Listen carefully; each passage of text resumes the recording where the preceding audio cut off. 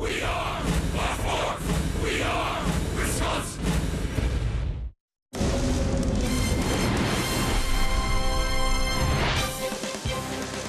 A rainy Monday night here in Milwaukee. Fans are filing into Miller Park. Good news for them. The roof is closed. We're getting ready for the start of a 3-game series between the Brewers and the Cincinnati Reds.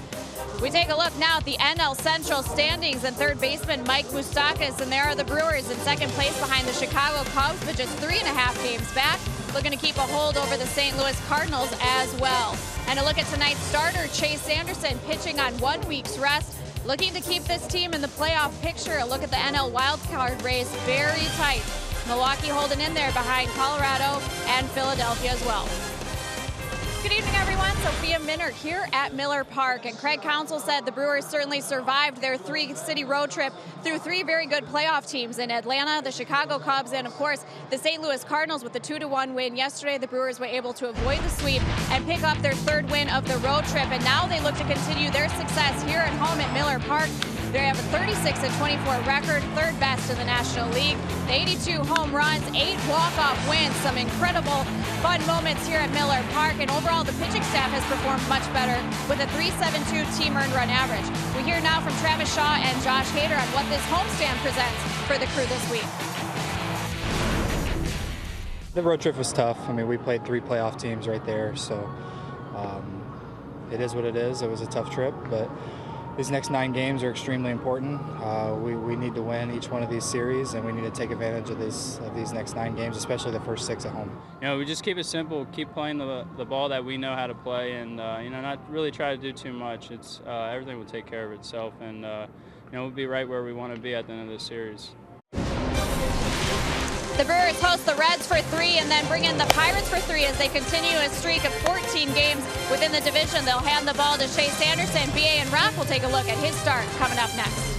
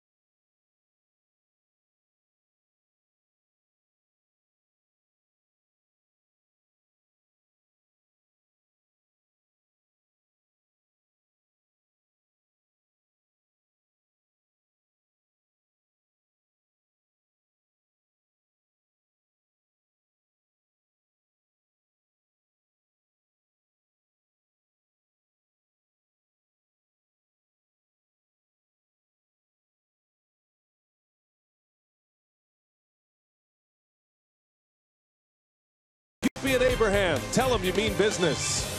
By Miller Lite. Great taste and only 96 calories. And by Menards. Save big money at Menards on all your home improvement needs.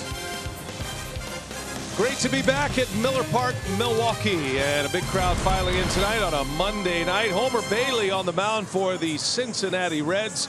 Chase Anderson, the Brewers' opening day starter, will get the call for the Brew Crew.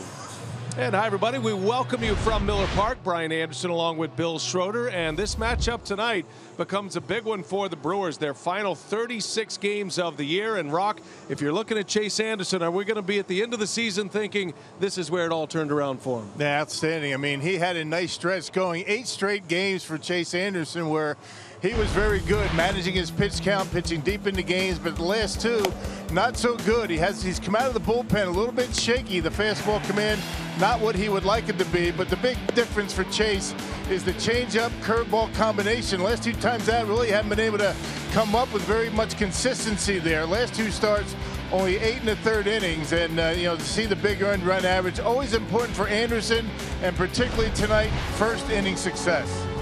Put the pedal down. 36 games left, 21 of them right here at Miller Park. It's the first of 3 against the Reds. It's coming up next.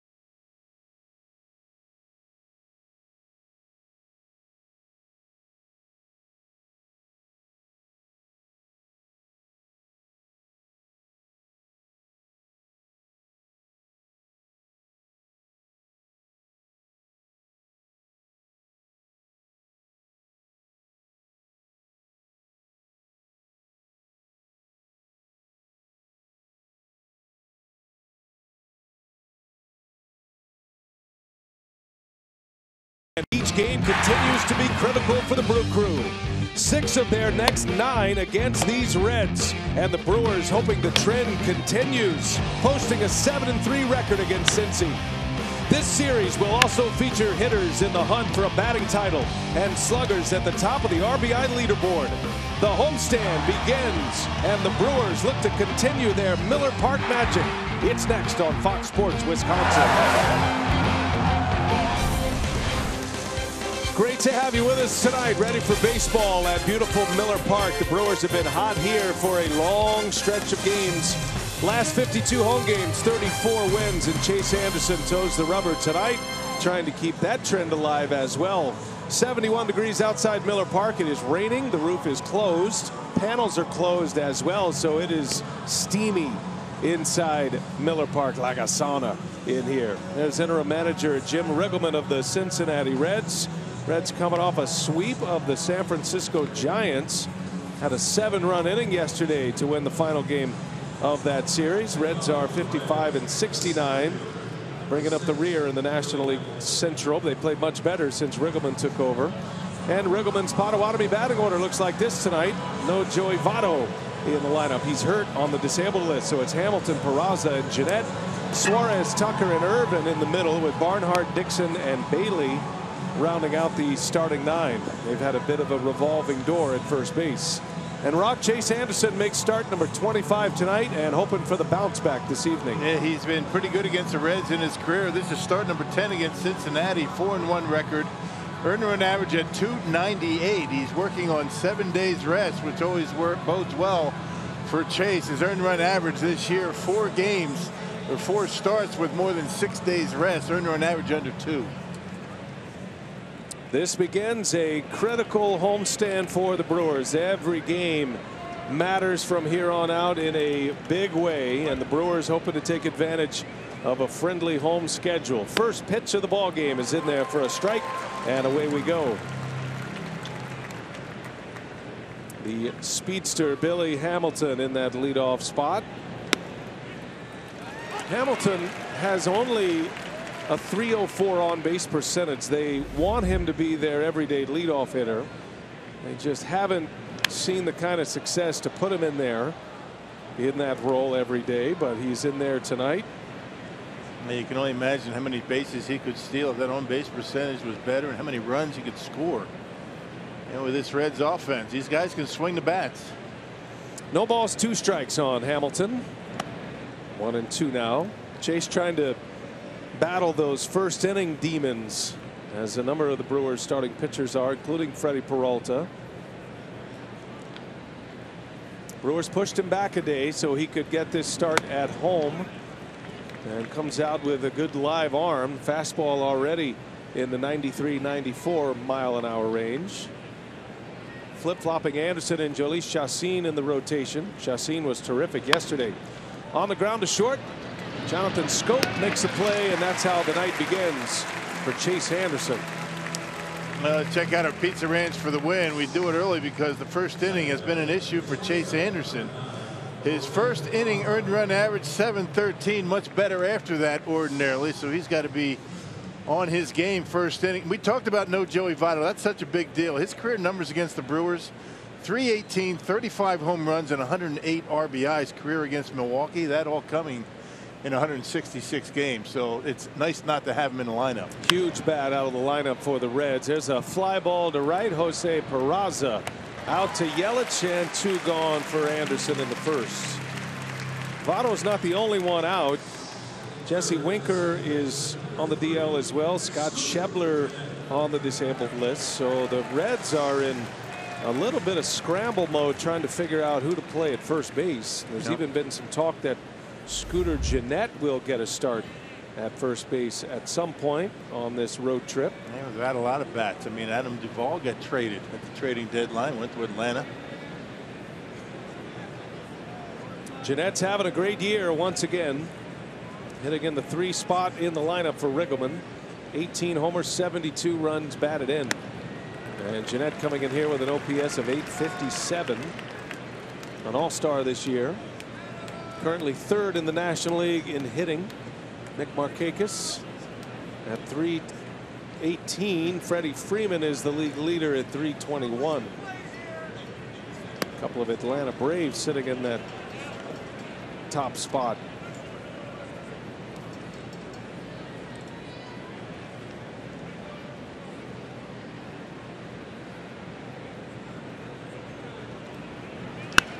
Yeah, you got 4 players in this series that are in the top 10 in batting average in the National League. Got Kane and Yelich in there. Plenty of offense to go around with these 2 teams. There's been nothing wrong with the Reds offensively. They've had their problems on the mound. Their starting pitchers have the 2nd worst ERA in the National League, coming in with an ERA over 5.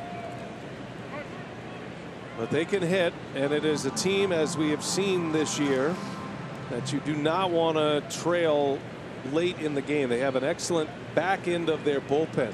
Overall relief ERA is not great, but their closer is about as good as anyone going right now in Iglesias. Yeah, he's tough to hit for sure. But their starting rotation has scuffled, particularly the guy on the mound tonight. Brewers will get Homer Bailey tonight. Reds are 1-15 in Homer Bailey starts this year. Jeanette takes it off the plate. 3-2 the count now.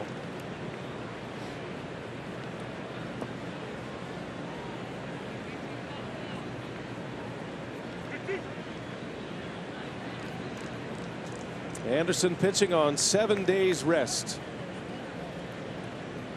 Payoff pitch, and he got him a strikeout. Got him with a change, and the inning ends with a K. 3 up, 3 down. Good start to Chase Anderson. Now the Brewers coming up.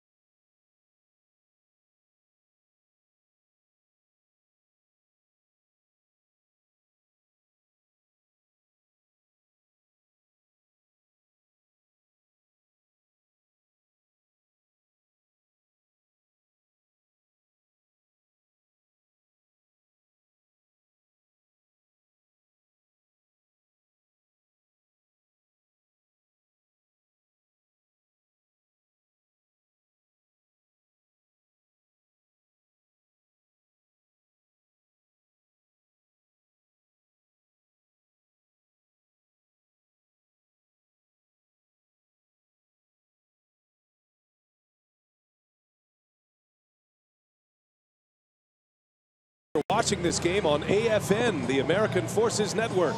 Welcome to those in countries around the world aboard naval ships at sea, and thank you very much for your service. Glad we can bring a little bit of home back to you wherever you are. Potawatomi batting order for Milwaukee tonight. Christian Yelich leads off, then Kane. Mike Moustakas hits third. In the middle goes Aguilar, Shaw, and Braun. Scope, Pena, Chase Anderson rounding out the starting 9 against Homer Bailey. He's had his moments of brilliance against the Brewers at times throughout his long career. It has been a dreadful season, though, for Homer Bailey, who comes in with a record of 1-10 Rock and a 6.33 ERA. His only win this year came way back on May 12th. That was against the Dodgers in LA. Tonight is his 28th start against the Brewers. He's 7-10, earned run average near 5. Christian Yelich, who enters the game 4th in the league in batting at .310, right behind Scooter Gennett. 19 homers, 61 runs batted in. .891 is the OPS. He's having a great year.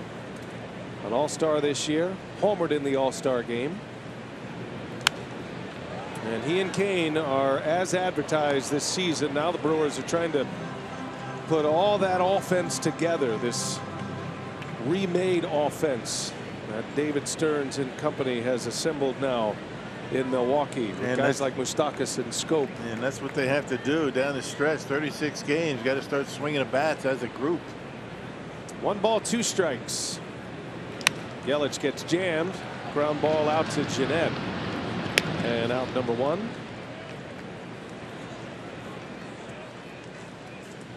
Well, let's check out the Cincinnati Reds. Around the middle of the pack defensively in the National League. Got Tucker, Hamilton, Irvin in the outfield. You got Suarez and Peraza on the left side. Peraza very good at shortstop. Good range, good arm. Got Jeanette, Dixon on the right side. And again, no Joey Votto, and Tucker Barnhart, the Gold Glove catcher, behind home plate tonight. Well, Scooter Gennett making his first All-Star team. The Cincinnati-born Scooter Gennett thriving with his new club the last 2 years. And Kane is drilled by the first pitch. Well, how about that? It always seems like Kane's the guy to get hit. He got hit in St. Louis, called a bit of a ruckus on Saturday night. Well, they try and pitch him in, and once in a while they let one get away and gets him right on the hip, right below the hip. 6th time this year Cain has been hit by a pitch. That was a fastball that was on a beeline to Lorenzo Cain. And stuff like that is why Joey Votto's on the disabled list. Got drilled in the knee in that Washington series a while back. Little beanball thing going on between those two teams. Votto tried to play through it, could not, as Moustakas takes a strike. In that game, Bryce Harper had been hit by a pitch. Reds pitchers hit 2 in that game, and then Brian Matson hit Joey Votto. And he was unwilling to take any days off. He felt like he could play through it, but clearly hobbling on that right knee, and eventually the Reds put him on the disabled list, much to the disappointment of Votto, who always plays hard and does not want to sit. He doesn't take many days off. About the only way they could get him to take a day off is to put him on the DL. He's got no choice. Cain at first. Moustakas at the plate. Had a key hit yesterday. 3rd inning, 2 RBI double with 2 outs. Plating the only 2 runs of the game, and that's all the Brewers would need to beat the Cardinals in the finale of that series yesterday afternoon. And one of the few hits the Brewers had with runners in scoring position in that series. And it was a big one. It held up.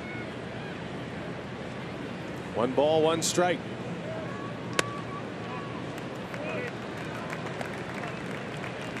You see the velocity for Homer Bailey. We're talking low 90s, low to mid 90s. He used to be mid to upper 90s with that fastball with the splitter. Slider to go with it.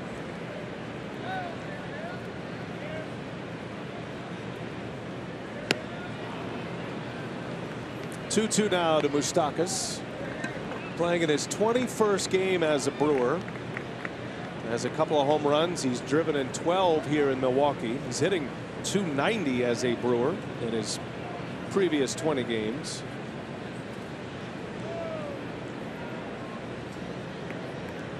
Cain takes off. Moustakas half swing, throw to second, not in time.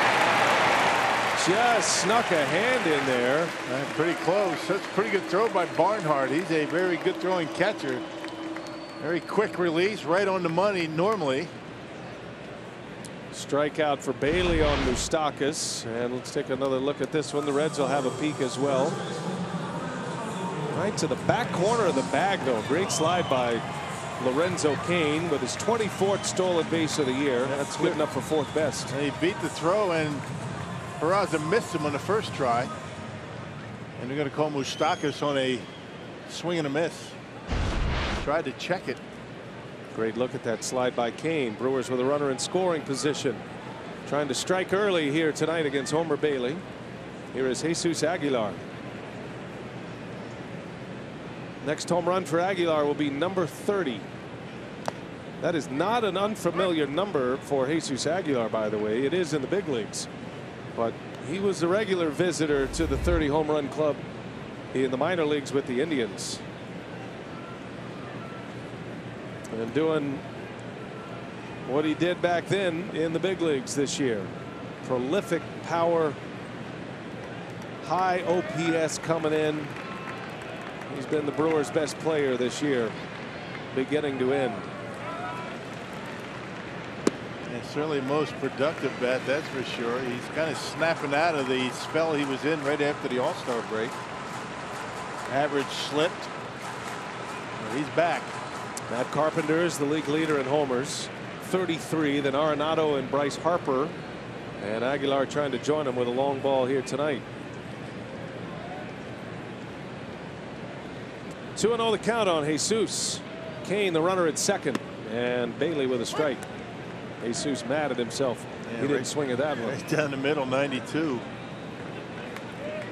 Yeah, Bailey likes off speed, particularly when he's ahead in the count. Sliders and splitters. Jesus' next hit will be his 100th of the season. Fly ball to right, shallow. That's going to hang up there for Irvin.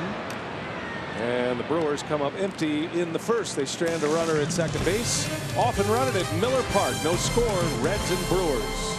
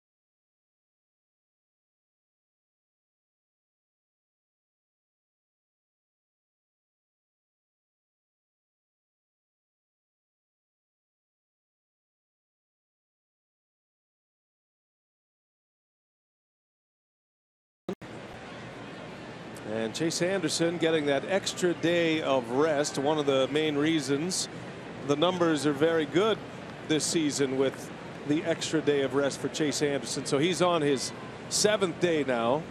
Falls under that 6+ category with a sub-2 earned run average. And Craig Counsell wasn't buying into all the numbers for Jolie Chacin against the St. Louis Cardinals. By the way, Chacin beat the Cardinals for the first time in his career yesterday. That move was mostly for Chase Anderson to get him an extra day and a home start. Yeah, but it wasn't the same Jolie Chacin that faced the Cardinals here at Miller Park, gave up 8 runs. I mean, this guy Chacin has been unbelievable. I mean, 13-4. The Brewers are 19-8 in his starts, and he has just been phenomenal. A good long stretch of good starts for Chacin. Suarez sends one deep into left center. That is going to fly way out of here. Man, oh man. Hey, Eugenio Suarez, what a year he's having. A no-doubter to start this 2nd inning. His 28th homer of the year. He is the league leader in RBIs, number 92 of the season. Up off-speed pitch, and he hammered it out there at the left center. And the home run ball has been an issue for Chase. That's number 25 he's allowed. Change up. You can see Suarez, he barrels it up, knocks it out of here way back. That should count as 2. Nice short stroke, and watch this one fly. Goodness. Into the check deck. There's a rollover grounder by Tucker. Travis Shaw makes a play for out number 1.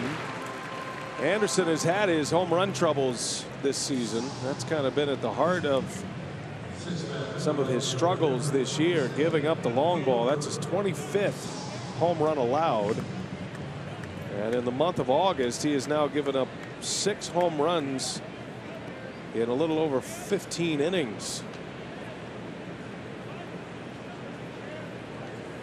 Here's Phillip Urban for the Reds. With injury comes opportunity, and guys like Tucker and Irvin, Brandon Dixon getting a chance. Urban sends one to left field. That's way back there. Braun is at the wall, and this one is gone. Phillip Urban with his 4th home run of the year, and it's 2-0 Cincinnati. Yeah, this time a fastball. Couple of home runs for Chase Anderson, allowing in the 2nd inning. It continues to be an issue. All about command and putting the ball where you want it. That's certainly not where he wanted that one. It leaked over the heart of the plate, and Urban gave that one a pretty good ride. 2-0 Reds. Anderson now leading the National League in home runs allowed. 26 now. One away, Tucker Barnhart at the plate. Right off the end of the bat. Out in front of a changeup, Jonathan Scope for out number 2. Now, getting back to that graphic we just popped up, I mean, that's kind of unusual, don't you think, for a control pitcher? A guy that relies on, command, not overpowering, changeup, curveball. You would think long layoffs would affect him negatively with his command and where he wants to put the baseball, but has not been the case this year. Yeah, the old adage is that the field pitchers, the command pitchers, want to pitch more often. They get a better feel when they're on the mound more often. There's a good curveball in there for a strike. Sometimes you lose the feel for the curveball, that changeup, as you talk about, the longer you sit out. Not the case with Chase, though. Line shot left field. Braun is there to make the catch. Brandon Dixon retired. 3 hard hit balls in that inning. 2 of them leave the park, and it's 2-0 Reds.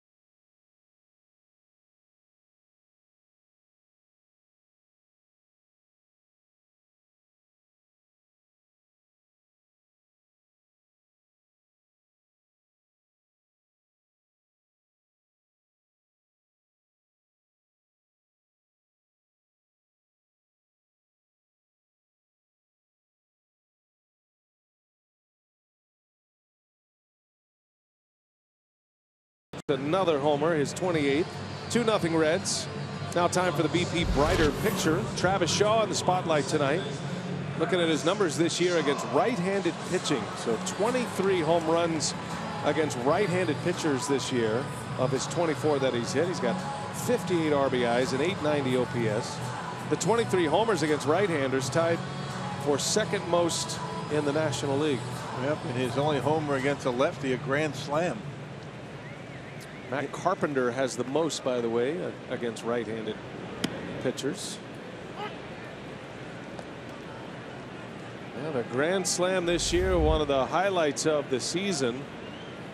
Travis Shaw hitting that slam off a left-handed pitcher. Brewers down 2-0. Need to get the bats going, and Shaw turns one around. Will it stay fair? It is tracking, and it is foul. Close call for Travis Shaw. It sounded like he got it just a little on the label. A little out in front. Hook fouls, he got the pole.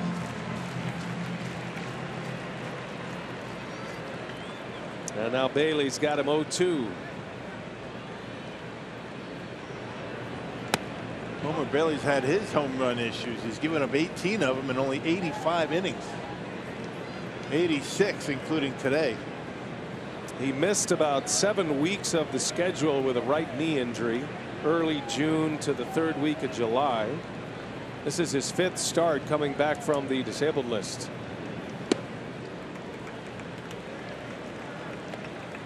Reds are 14 games under 500, 55 and 69. And the Reds are 14 games under 500 in Homer Bailey starts. Just the one win. He's 1-10. The Reds are 1-15 when he is on the mound. Man. Brewers hoping to keep that trend going here tonight. It seems like a lifetime ago when Homer Bailey back-to-back seasons threw no hitters. 2012, 2013.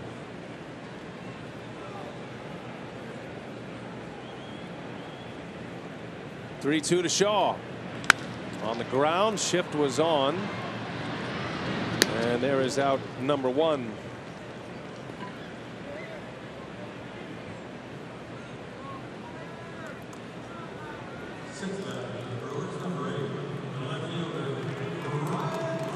Well, Ryan Braun started to get his bat going a little bit. This is a very unusual spot in the batting order for him throughout his career, hitting 6th. Braun has great numbers against Homer Bailey. Comes in with 14 homers, 47 RBIs. He's got his average up to 250, which is newsworthy because Braun was hovering in the 230s for a good part of the year. Yeah. Braun has hit Homer Bailey to a 340 batting average in his career. 4 homers in 50 at-bats. He has 4 home runs and 11 runs batted in. And he's worn out Cincinnati pitching period throughout his career. But I think the days off and not playing every day has benefited Ryan. He's had a nice stretch, even though he did miss a few days with that rib issue. Chopper on the ground to third base. Suarez will gobble it up. 2 outs.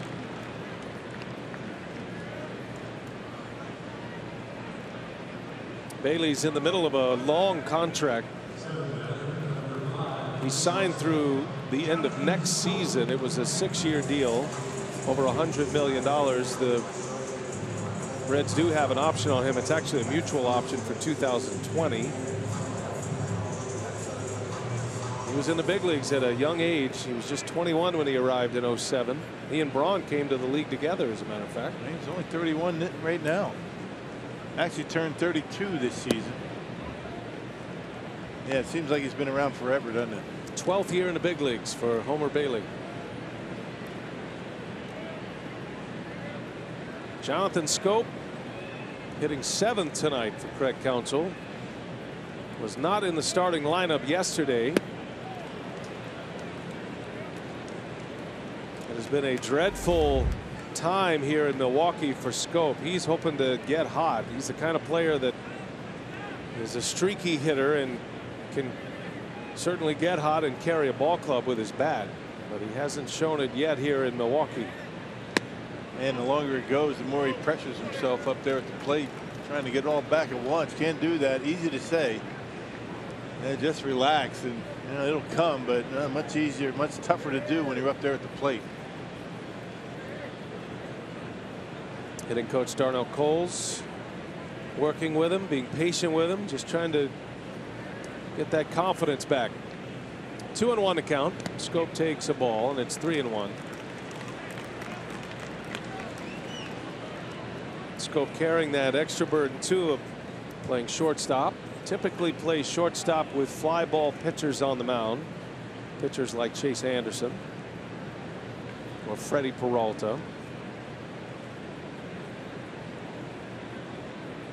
Hitters count 3-1 with 2 outs. And it's ball 4. Base runner for the Brewers in this second inning. 2-out base runner for Manny Pena. Well, add some Brewers flavor to your workout wardrobe. I picked up a one-of-a-kind Brewers Performance T-shirt, giving the first 20,000 fans in attendance for the Crews matchup against the Pirates this Friday. That's courtesy of Master Printwear. For tickets, go to Brewers.com.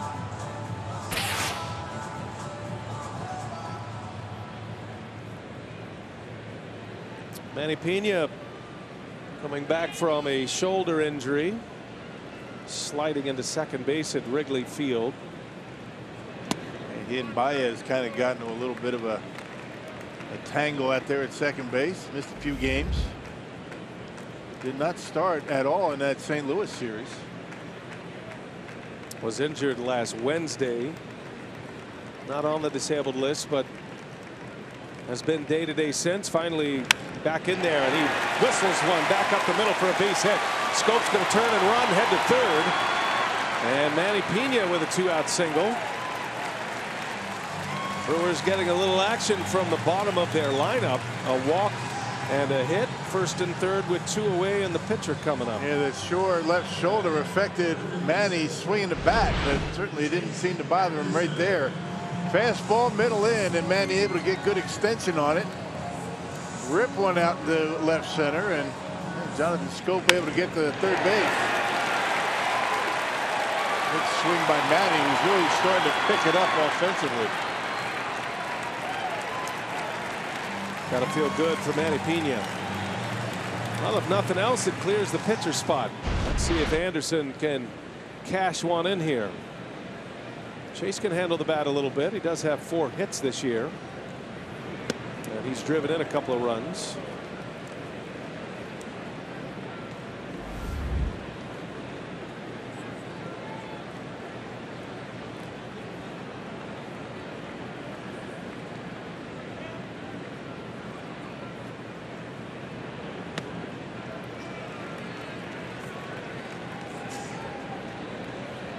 Like Manny Pena was thinking about stealing a base and not paying much attention to him.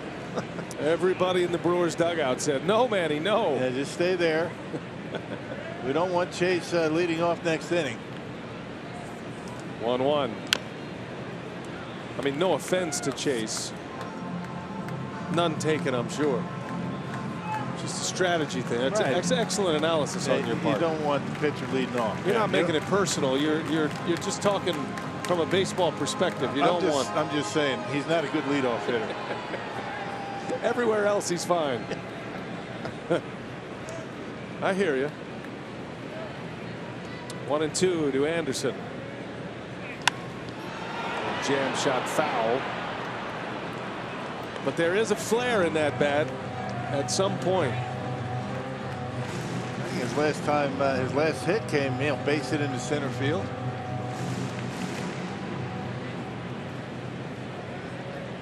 Best place to be in baseball, the underdog position. He is certainly there right now. The 1-2. And Pena does take off. Nobody's covering. So Manny Pena steals a base.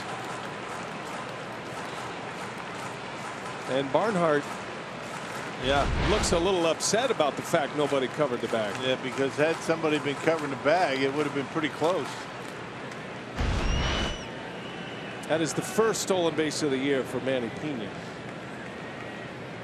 It's like the dodo bird for Manny Pena. It's a rare breed. Well, now a base hit, could score 2.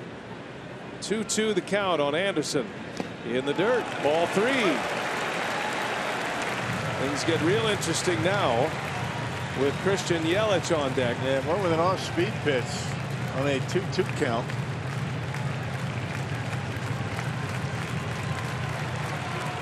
That's the guy Anderson would love to get a swing here in this second inning.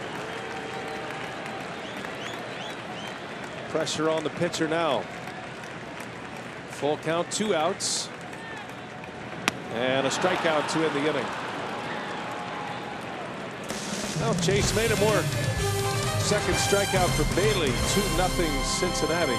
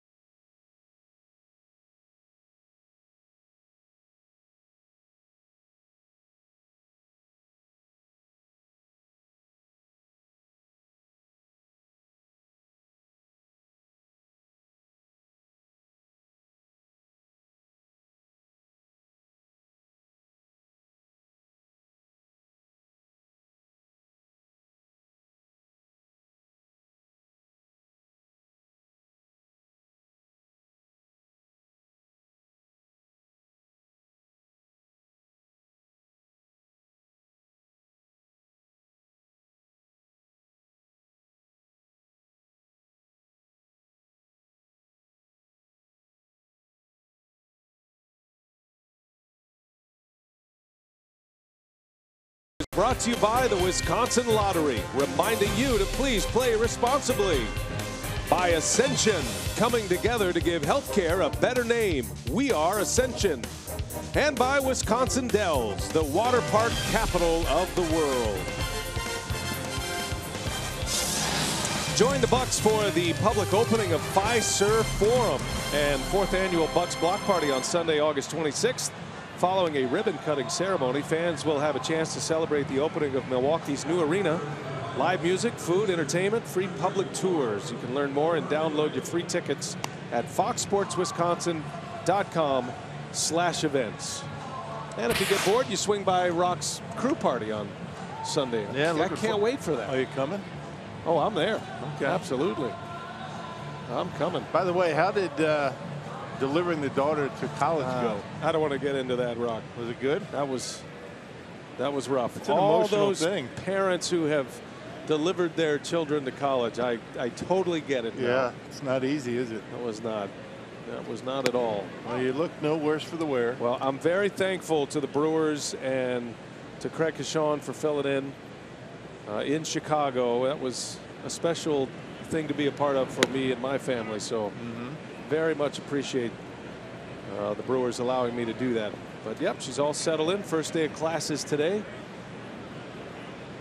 And we wish her the best. Stop spending all the money on the card. You think you feel bad now? Wait till that first bill comes. Yeah. Yeah. And then the anger sets in, right? Yeah, you've done it a few times yourself, so you know what it's all about. Yeah. Well, congratulations. That's a big day. Yeah, thanks. 2-1 to Bailey. Fouls it away. 2-2 now. Speaking of kids, we mentioned that tonight's game is on AFN, the Armed Forces Network. How are your Armed Forces son and son-in-law doing right now? Doing good. They're serving in the our States. country. Yeah, in the States. There's a called strike 3 on Bailey. Billy, Fort Campbell in Kentucky. He watches as much as he can. And Perry, living in Muskego, got the 2 grandkids, and everybody's doing well. It's always good to have him on U.S. soil. Well, to all those military service men and women out there on the Armed Forces Network and wherever you may be, we salute you and thanks for being there for us, serving our country as you do. It's going to be a fun stretch of baseball here, we hope, in Milwaukee. Brewers have put themselves in a position. They've not played at their best here recently, but the baseball season has its peaks and valleys, and the Brewers, if you go by the law of averages, are due to get hot, and a hot streak is what they need right now. And the schedule's set up for them to do that. I mean, they got the majority of their games at home. They've got off days stacked up. Just got to get a good stretch going. They're in position. They just got to get it done. Second strikeout for Anderson this inning, his 3rd overall. 2 up and 2 down, and that'll bring up Jose Peraza. 36 games left in the season for Milwaukee. 21 of those are at home. The Brewers will have 6 off days. That might be the most important note of all, is that when you're asking your players to go to the pole each and every day, those scheduled off days are gold this time of year. 6 of them, including 6 out of the last 7 Thursdays are off. So it's a consistent schedule as well, where you have that Thursday off that allows you to set up your bullpen prior to and then immediately after the off day. You can do a lot more when you know those off days are coming. Yeah, it's going to benefit everybody, but particularly going to benefit that bullpen, that's for sure. 0-2 the count. Peraza just does hang in there.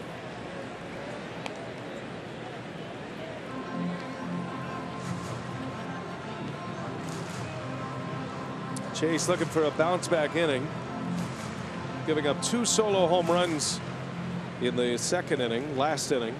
Suarez and Urban got a chance to strike out the side here in the 3rd. The 0-2 pitch outside and high, ball 1.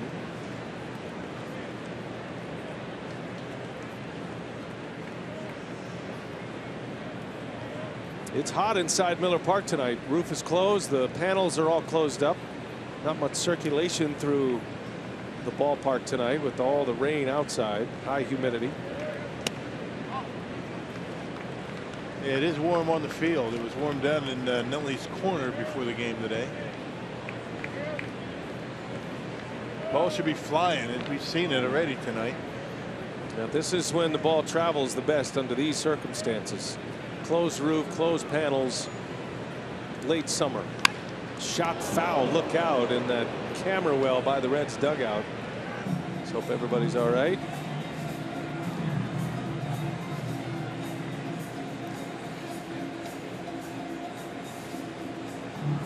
Leslie's all right, that's all that matters.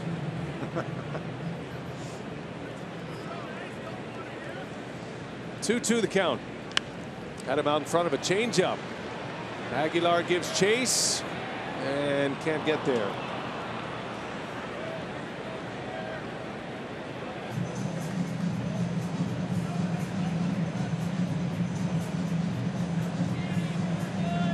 I thought maybe Aguilar had banged his knee on the retaining wall, but that is not the case.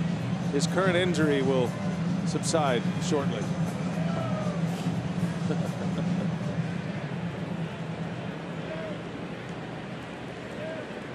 2-2 to Peraza. He's been a very productive hitter for the Reds this year, playing shortstop.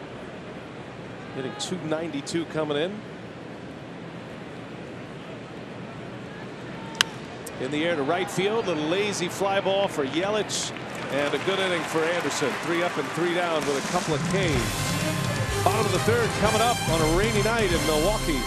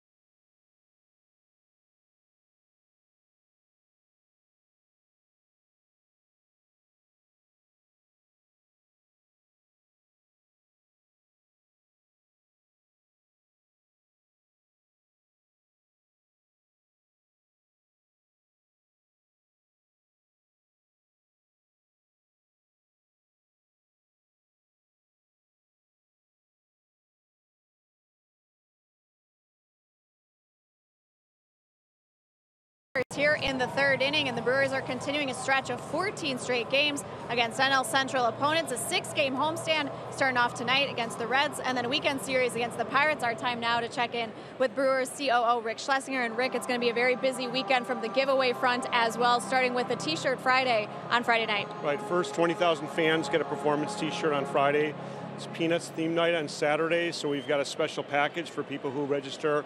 A special Snoopy bobblehead, and Sunday every fan will get a Locaine bobblehead. So expecting big crowds, looking to sell out Saturday and Sunday. A lot of people will come Friday. Tickets are going to be scarce, so as we say, buy them early. Buy them early, and the theme nights have been so popular. We had the Sandlot night and a couple other different ones as well. Why Peanuts night, the Snoopy bobblehead? You know, I didn't know that was going to be that popular, but it's like 6,000 tickets have already been sold for Peanuts. I guess, you know, Peanuts is sort of popular. It's been around forever. Appeals to kids and adults, so we'll have some fun with it. All right, it'll be a very busy weekend here at Miller Park. Again, a weekend set against the Pirates. Plenty of giveaways on hand for that 3-game set. All right, Sophia, and thanks to Rick Schlesinger. Got a lot going on. They've done a great job in the Brewers front office preparing this ballpark each and every day for Brewer baseball in this very important homestand. I'm all in on the Peanuts night. That absolutely. I mean, Charlie big Charlie Brown, that, yeah. Woodstock. You know the piano player, you know his name, right? Schroeder. Yeah, that's right. Some people call him Schrader. he's kind of my favorite. A few people have called him Gorman as well. Oh, man. How about Pigpen? That's kind of what I think about when I think about maybe your favorite. Who do you align with? Good to have you back, partner. We got a few Charlie Browns in that truck, by the way. I'll tell you that. Lorenzo Cain takes a strike. 1 ball, 1 strike. Mentioned the Low Cain bobblehead day Sunday. That'll be a big hit. First of a 5-year deal, Lorenzo Cain returning to Milwaukee. And a line drive back up the middle, a base hit. He got hit by a pitch his first time up. And sends one back up the middle with 1 away here in the 3rd. Yep, leaves one out over the plate and see what happens to it. Line drive into center field. Guy can hit. Looked like a cut fastball, slider, whatever you want to call it. Drills it back through the middle. What a year he's putting together. Lorenzo Cain. Well, if you're following some of the baseball analytics and you look at the WAR numbers, wins above replacement, he is up there among major league leaders in that category. Moustakas gets jammed. Cain thought it was a foul ball, and Moustakas able to leg it out at first base, so no double play. Cain froze for a moment. I think he thought it had hit Moustakas' foot. That'll be the 2nd out of the inning, the forced play at second base, and Moustakas trades places with Cain. Yeah, it just eats him up. I don't even think it was a strike. You see Cain thinking maybe that was a foul ball, as you mentioned. It wouldn't have mattered anyway. They would have had him at second base regardless of whether he went right away or not. But Moustakas able to beat it at first base. 2 outs for Jesus Aguilar. Flew out to right his first time up with a runner at second base.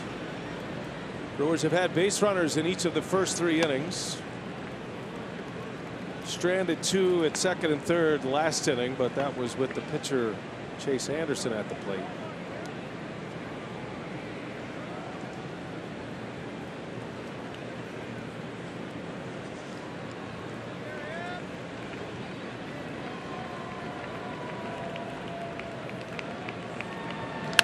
Hot shot through, base hit. Jesus Aguilar with a clean single to left field. And again, the Brewers knocking at the door. A fielder's choice and a single by Aguilar has him with 2 on, 2 outs. Travis Shaw coming up. And getting a lot of the plate with his pitches. That one leaks out over the plate. 93 with a fastball, and Aguilar would hit it hard into left field. Made a mistake with a slider to Cain. Mistake with a fastball here to Aguilar. 3 hits for the Brewers against Bailey. There's been a walk and a hit batter. All 3 of those hits are singles. And now Shaw with 2 on, 2 out, 2-0 Reds. Travis narrowly missed a home run his first time up back in the 2nd inning. Just pulled it foul. Missed it by a few feet. That'd be a good time to straighten one out. Couple of men on.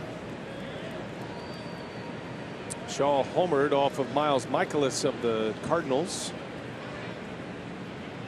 2 days ago on Saturday. Timeout is asked for and granted.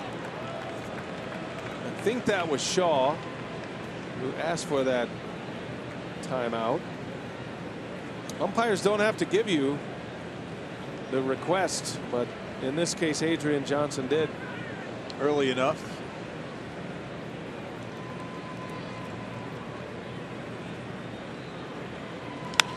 Shaw to center field, got jammed a little bit, and Hamilton is there for the out to end the inning. Now the Brewers have stranded 5 thus far in the first 3. Still 2-0 Reds.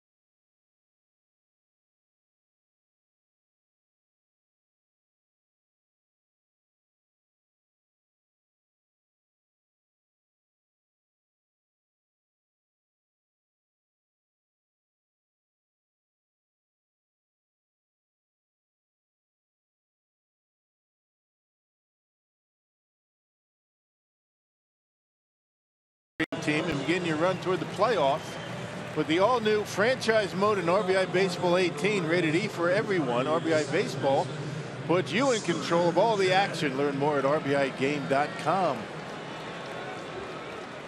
2-0 Cincinnati, as Chase Anderson has given up 2 solo homers, both coming in the 2nd inning. And he'll go through the heart of this Reds order in the 4th. Brewers have stranded 5. They've had some activity on the bases tonight. Had 5 base runners in this one, 3 hits, a walk and a hit batter, but nothing showing so far as Scooter Gennett out in front of an off-speed pitch. Gennett, Suarez, and Preston Tucker, 3, 4, and 5 in the Reds batting order. A batting order that is without Joey Votto for the series. On the DL after being hit by a pitch last week.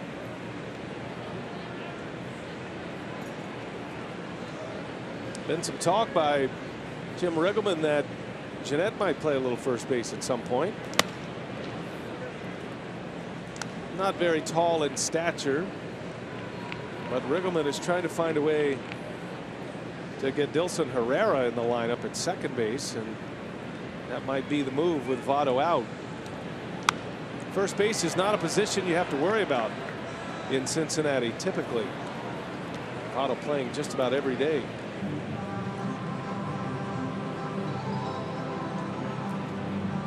Still has a few more years in that long contract too, does Votto. Numbers down for Joey Votto this year a bit. 2-2 to Gennett. Jammed him. High pop up in the infield. And this is Shaw making the call and the catch for out number 1. And a good pitch by Anderson there, eating him up inside. Not able to get extension. And working the corners pretty well. Eugenio Suarez now. Suarez, his first at bat, StatCast AI powered by AWS. The numbers 426 was the distance. Left the bat nearly 105 miles an hour. Bangs it up into the check deck. It's a booming home run. He's homered in consecutive games. Suarez hit a 2-run home run yesterday. Got to remember, Suarez missed a good chunk of the early schedule with a thumb injury.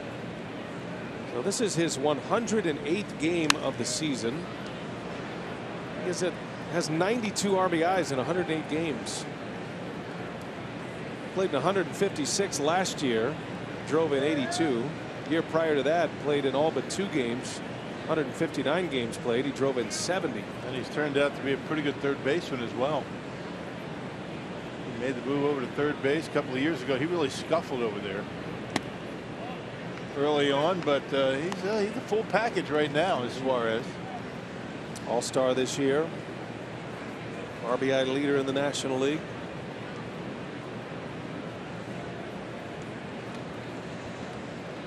Two balls and a strike on Eugenio Suarez.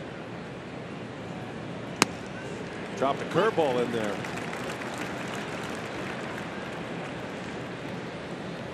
Two and two now.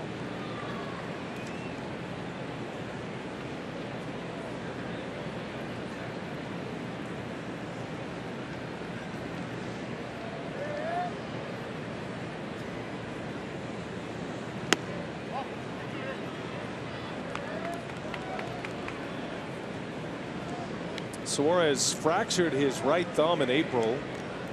Missed 16 games in the month of April.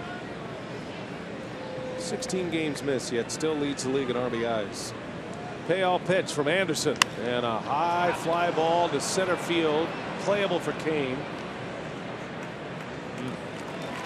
Just missed it on the bat did Suarez, and 2 up and 2 down for Chase. He's retired 7 in a row now since the Irvin home run. He got away with a hanger right there. That was a center cut up in the zone. Just missed it.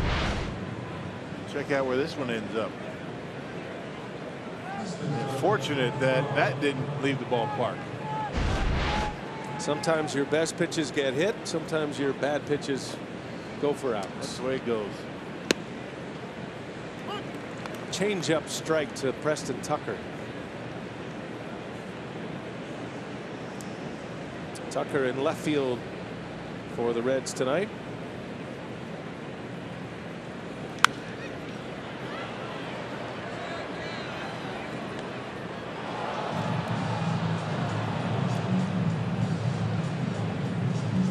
Tucker got a little big league time with the Astros.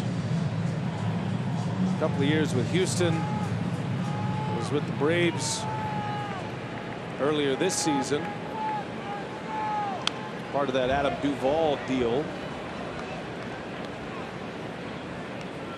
Tucker came over to the Reds with two others, Lucas Sims and Matt Whistler. And the Reds traded Duvall to Atlanta.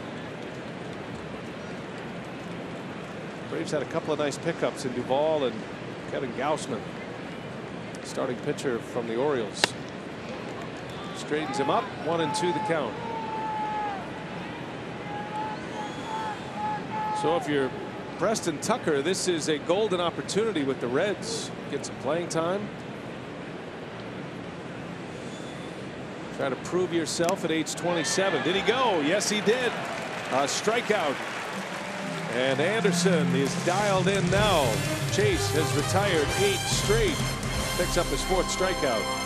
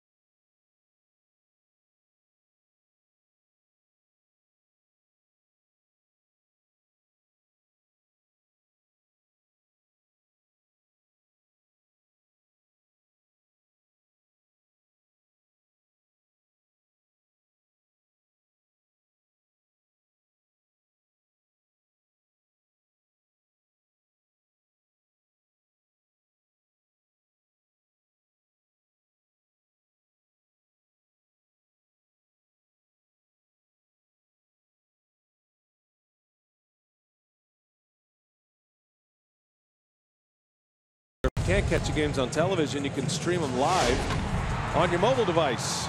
Go to the Fox Sports Go app. Download the app, take Fox Sports Wisconsin and Brewers baseball with you wherever you go. That's how I've been keeping tabs on you while I've been away on that Fox Sports Go app. That's great, isn't it? Been watching your every move, partner. All those things you said about me, I've been writing them down. Yeah. All those great things I said about you, how much I missed you. About all that off time I'm having. I'm sitting in a television truck for 12 hours at the PGA Championship.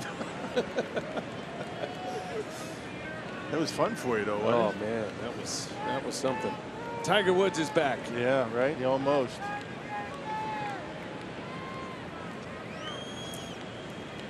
Ryan Braun leading off this 4th inning for Milwaukee. 2-0 Reds. They've made their 2 hits count. Solo home runs by Suarez and Irvin. Yeah, the only 2 base runners allowed by Chase Anderson. That was it. He has not pitched from the stretch today, Chase Anderson. No. And yet he finds himself trailing 2-0. Braun down 0-2.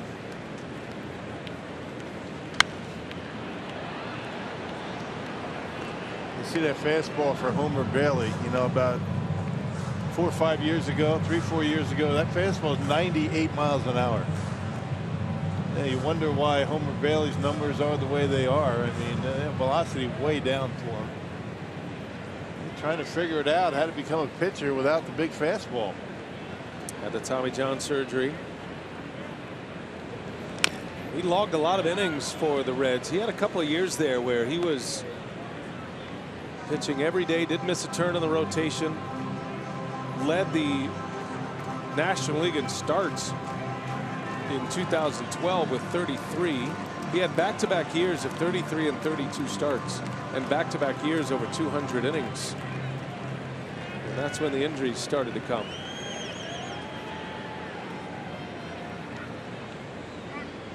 Heavy workload. He has not approached those numbers since. Matter of fact, most innings he has thrown since that time came last year. He threw 91 innings. He'll get there this season. Yeah, he's approaching 90 innings tonight.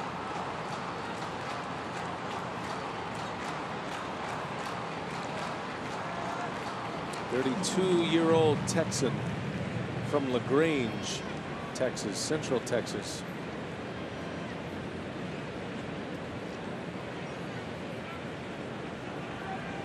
Coming inside on Braun. No balls, 2 strikes.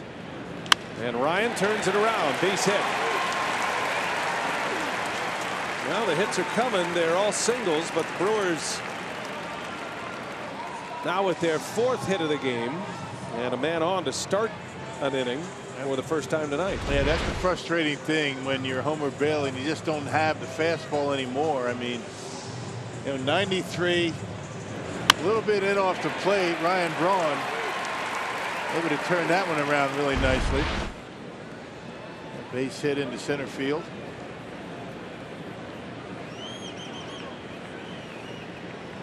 Jonathan Scope now with a man on, nobody out. Bottom of the order here for the Brewers. Sounds strange when you have Braun leading off as Scope bounces 1 to 3rd. Got a chance for 2 and a 5-4-3 double play.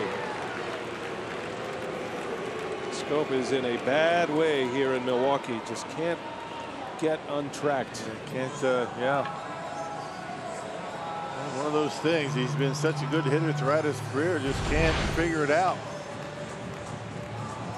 You got to believe the pressure is starting to mount on him. You come to a new team. Just you want to impress. You want to get the job done. It's just not happening for him.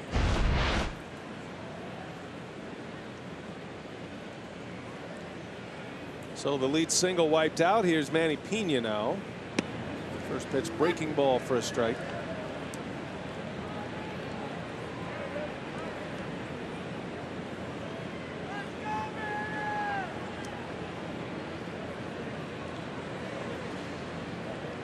Pena with a single his last time up and a stolen base, his first steal of the year. Slow roller.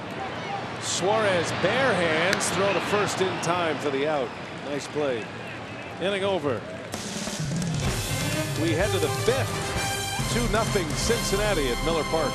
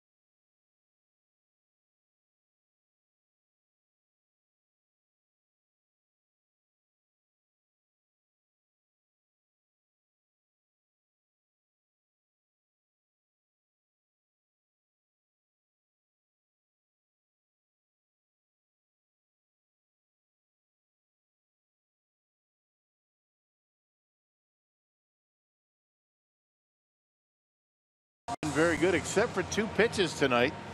Home runs by Suarez and Irvin. And here's a change-up that stayed up in the zone. Fastball down the middle. Other than that, everything's been pretty good. On the corners, he's been able to jam some hitters. Change-up's been pretty good. Effective use of the fastball. Good pitch right there to Scooter Jeanette. 93 right on the edge. But it's only been 2 pitches. And he finds himself behind 2-0. Yeah, normally you say a pitcher's retired 12 of 14. And at this point, 8 in a row for Chase Anderson. You're feeling like that's a good day. Got those 2 home runs. And the Brewers have yet to cash in offensively. So 2-0 the score. We go to the 5th. I feel like if he keeps the Reds right here at 2, the Brewers are going to start getting some runs on the board.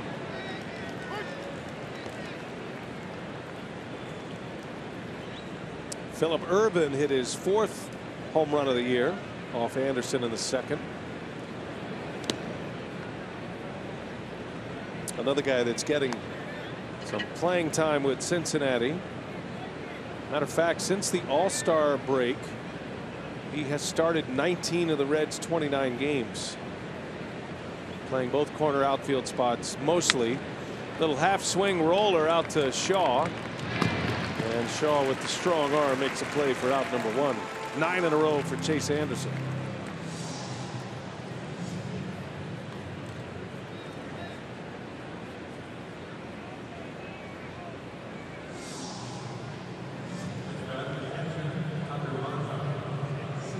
Here's Tucker Barnhart now.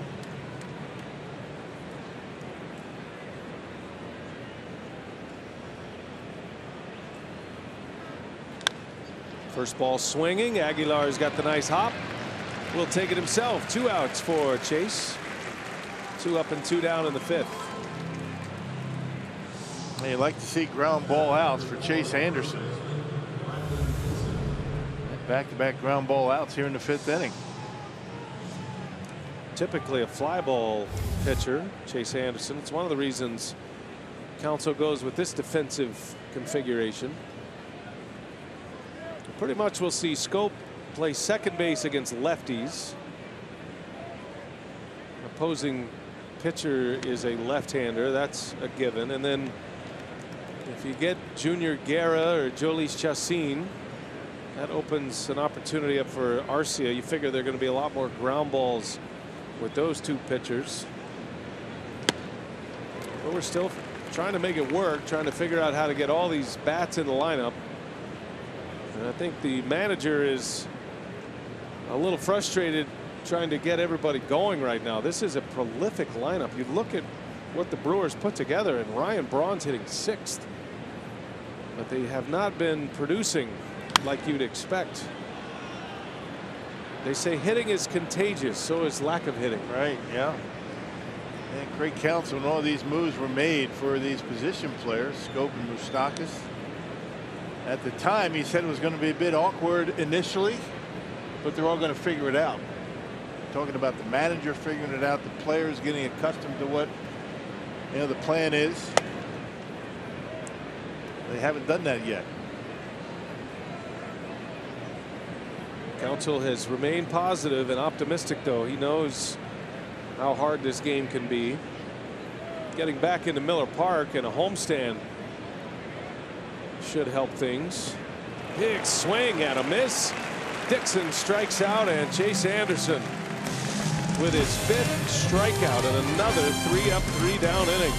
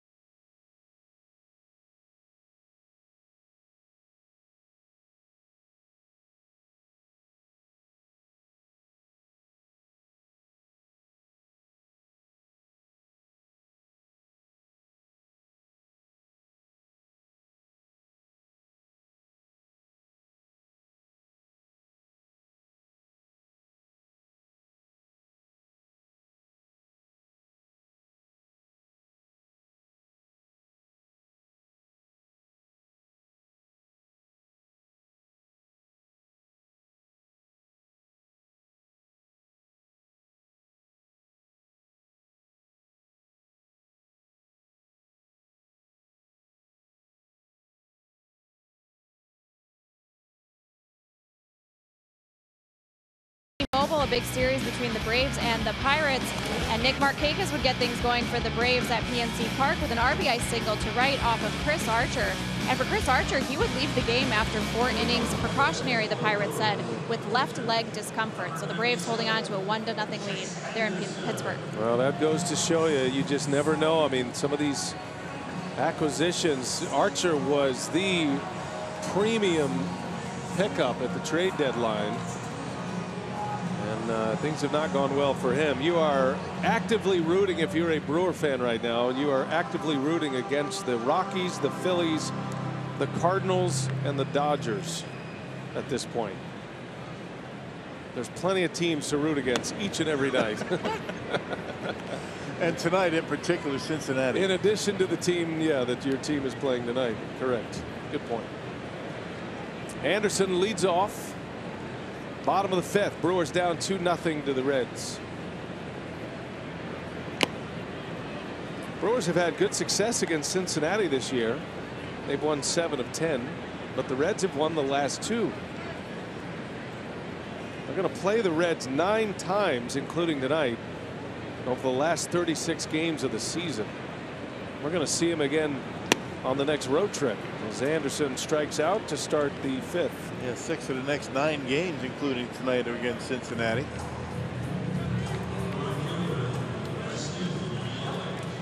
Brewers will be in Cincinnati next Tuesday after an off day Monday. 3-game series with the Reds in Cincinnati, and then the road trip continues in Washington. Brewers are done with their 3-city road trips like the one they just finished. 3 and 5 on the last road trip for the Brewers through Atlanta, Chicago, and St. Louis.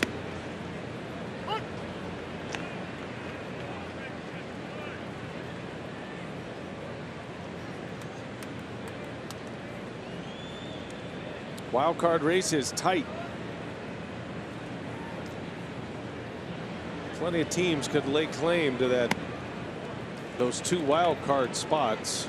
It's essentially a mathematical tie with the Rockies, Phillies, and Brewers starting play today, and then the Cardinals are just a half game back. They played 1 fewer game than Milwaukee. Yelich into the opposite field. That's way back. And this one is gone. Christian Yelich goes opposite field.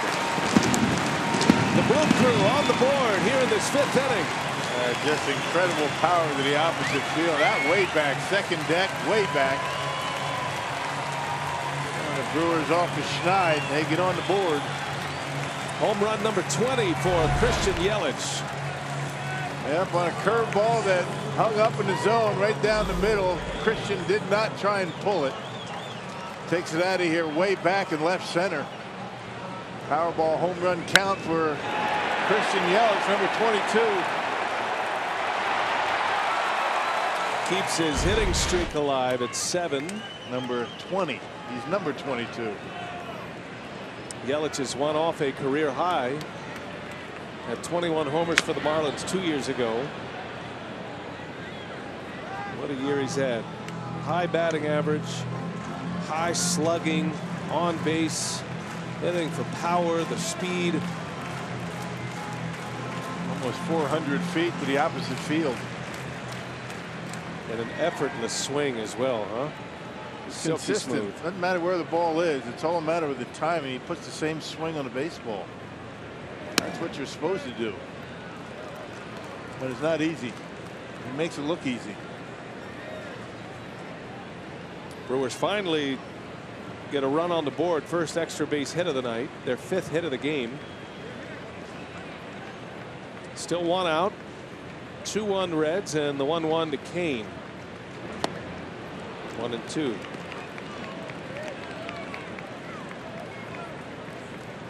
Lorenzo was hit by a pitch in the 1st, stole a base, singled in the 3rd.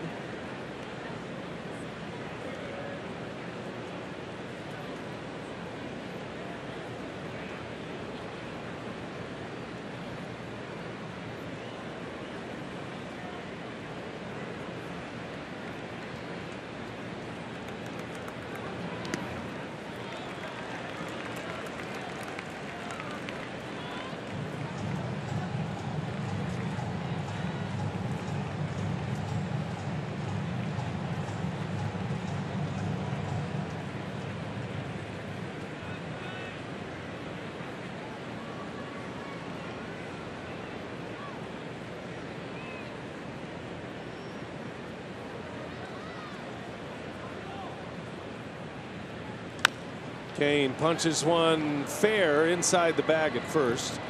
Played well by Dixon. There is out number 2.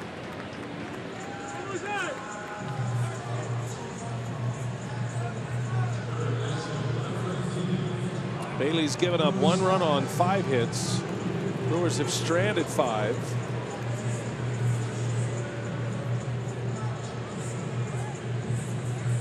Two outs in the 5th. Here is Mike Moustakas. He's gotten away with some pitches that he's left up in the strike zone. Got to figure 3rd time through. Let's see if the Brewers can start putting together some hits. That's a lot of the plate at 93 miles an hour right there.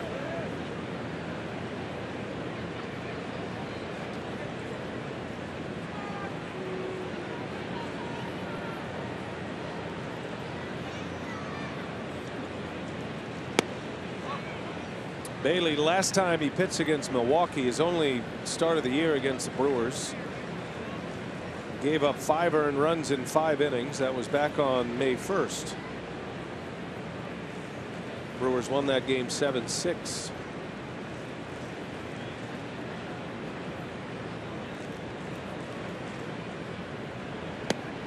One and 2 to Moustakas. Bailey was brilliant against the Brewers last year, though. He had a game out of nowhere last season as he was coming back from injury. Pitched 7 shutout innings against the Brewers in his last start of the year, September 27th of last season.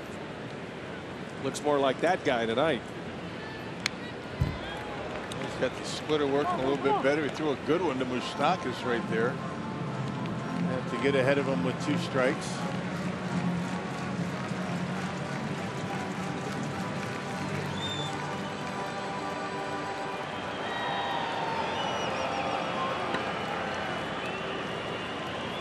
The Moose trying to get loose with 2 outs in this 5th inning. 2-1 Reds.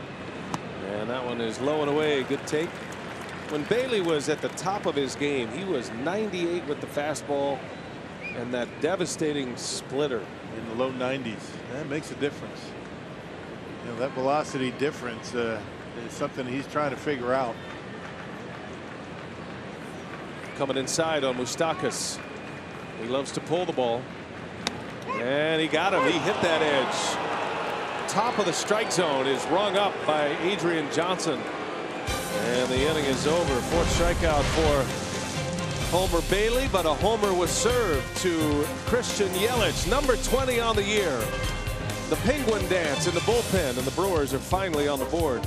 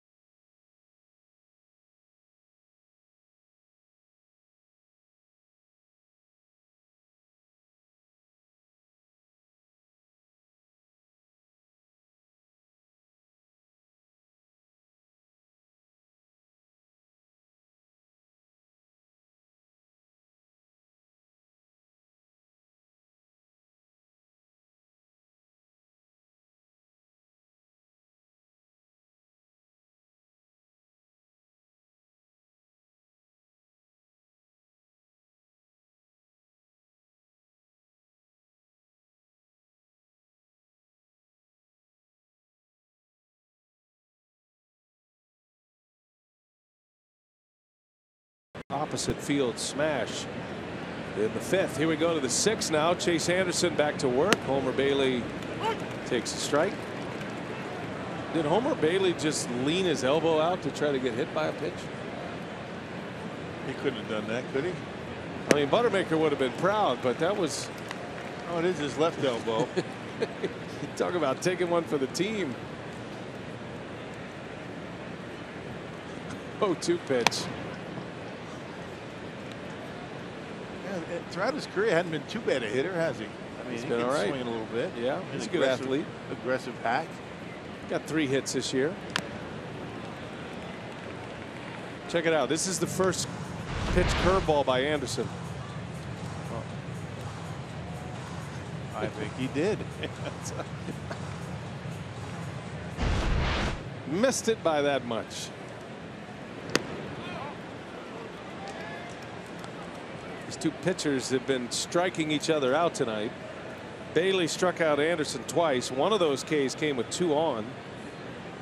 Chase struck out Bailey in the 3rd. Looking for another one here. 2-2 pitch, and down he goes on about face. Strikeout number 6 for Chase Anderson. Let's check in with Sophia. She's got more on Chase Anderson. Yeah, we talked with manager Craig Counsell about that decision to give Chase an extra day after his last start on Sunday. And he said sometimes these are just educated guesses in terms of getting a feel for when a guy may need or may benefit from that extra day. And he said Yolis Chassin delivered on the front end of that decision, turning in 6 scoreless innings against the Cardinals yesterday. He was hoping for the same thing from Chase today. And Chase, for his part, says that he felt there was no better time than now to take that extra break. He understands that he personally needs to get on a run to help this team down the stretch. And he said, as a starting pitcher, you understand you have to set the tone and you need to make good things happen on the mound in order to create good energy in the game and in the dugout. So he knows, what these starts mean down the stretch. Yeah, they do. And, Craig Counsell has said, and he continues to say, that this is where starting pitchers earn their money. This is when you need a good 5, 6, 7 innings out of your starters to give that bullpen a break. And that Chase Anderson well on his way to giving the Brewers that tonight.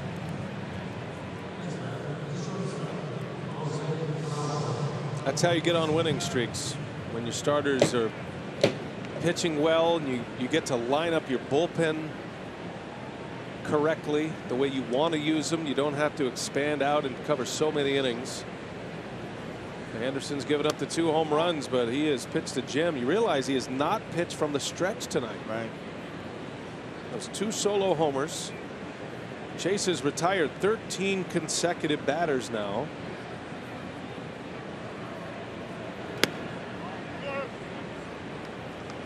He's retired 17 of 19.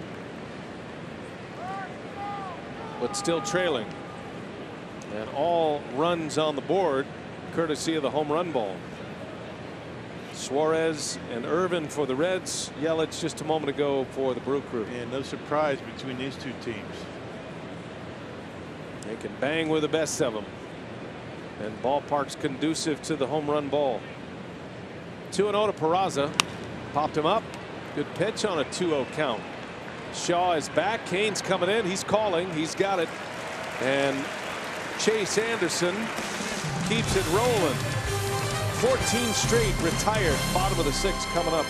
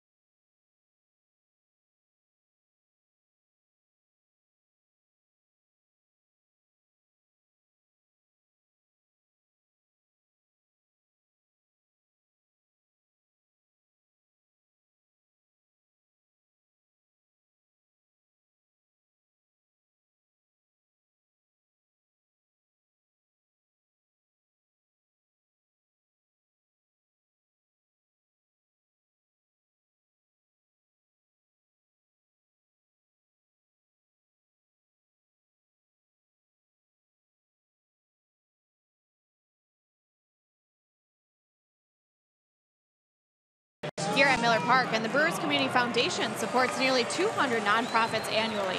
Before each game, you can look for the Champions for Change scoreboard message and learn more about the impact these great organizations make in the community in the areas of health, education, recreation, and basic needs. All right, Sophia, thanks. Here we go to the bottom of the 6th. Brewers down a run. Trying to break the dam here against Homer Bailey. They have had plenty of base runners. Brewers have stranded 5. Yelich with the home run last inning. It'll be Aguilar, Shaw, and Braun coming up. 4, 5, and 6 in the Brewers order. Jesus had a single his last time up. 2 out hit to left. 4 of the 5 hits are singles tonight for Milwaukee.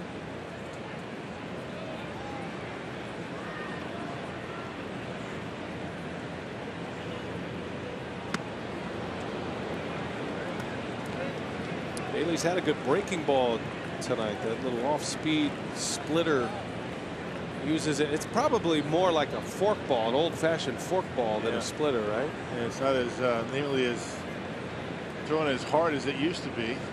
None of his pitches are, but it has been effective. More of a change of pace pitch for him. And then that fastball at 93, able to get by Aguilar. That's mixing in some sliders, a couple of curveballs, so he's mixing it up pretty well.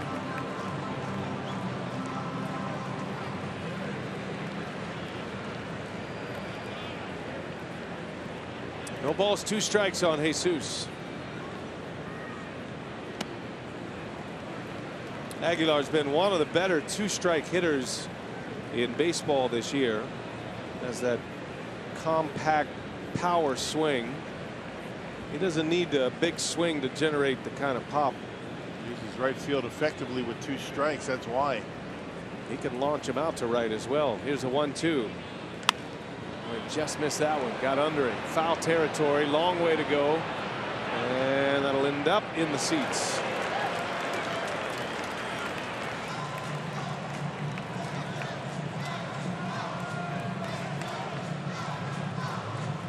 Scooter Gennett might be one of the best in the big leagues at pop-ups. He's always been excellent. He has his shortcomings defensively on the ground, but that guy can play a pop-up as well as anyone. Yeah, especially going back in a short right field. He's fearless too in the walls and foul territory and going back with outfielders crashing in on him. Aguilar gets a break. Gets another swing here at Bailey. Playing out there at second base with a sore throwing arm. He's been doing it just about the entire season. Another 1-2 coming. 2-2 now.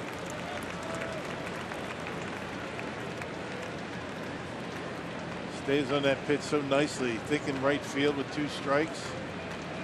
When you're thinking right field, you wait back and you're less apt to swing at something out of the strike zone.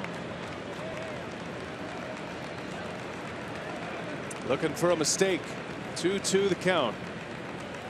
On the ground, will shoot one through, a base hit. Not many power hitting big men like Jesus Aguilar do that. Yeah, just outstanding. I mean, almost on cue. You can see it coming all the time with 2 strikes. Right there, just shortens up, hits a ground ball in the right field. That's all it takes.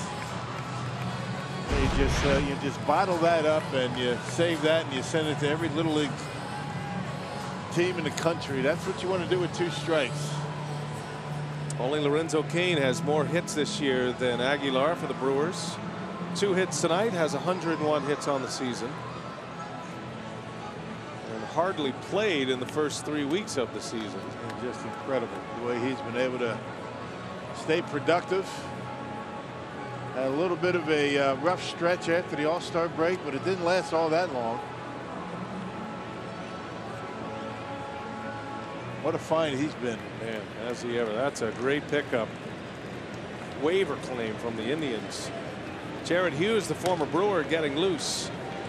Travis Shaw trying to give the Brewers the lead here with 1 swing of the bat. 2-1 Reds. Nobody out. And Shaw breaks his bat. Ready to fire. Not even holding Aguilar on. And they had Dixon behind him.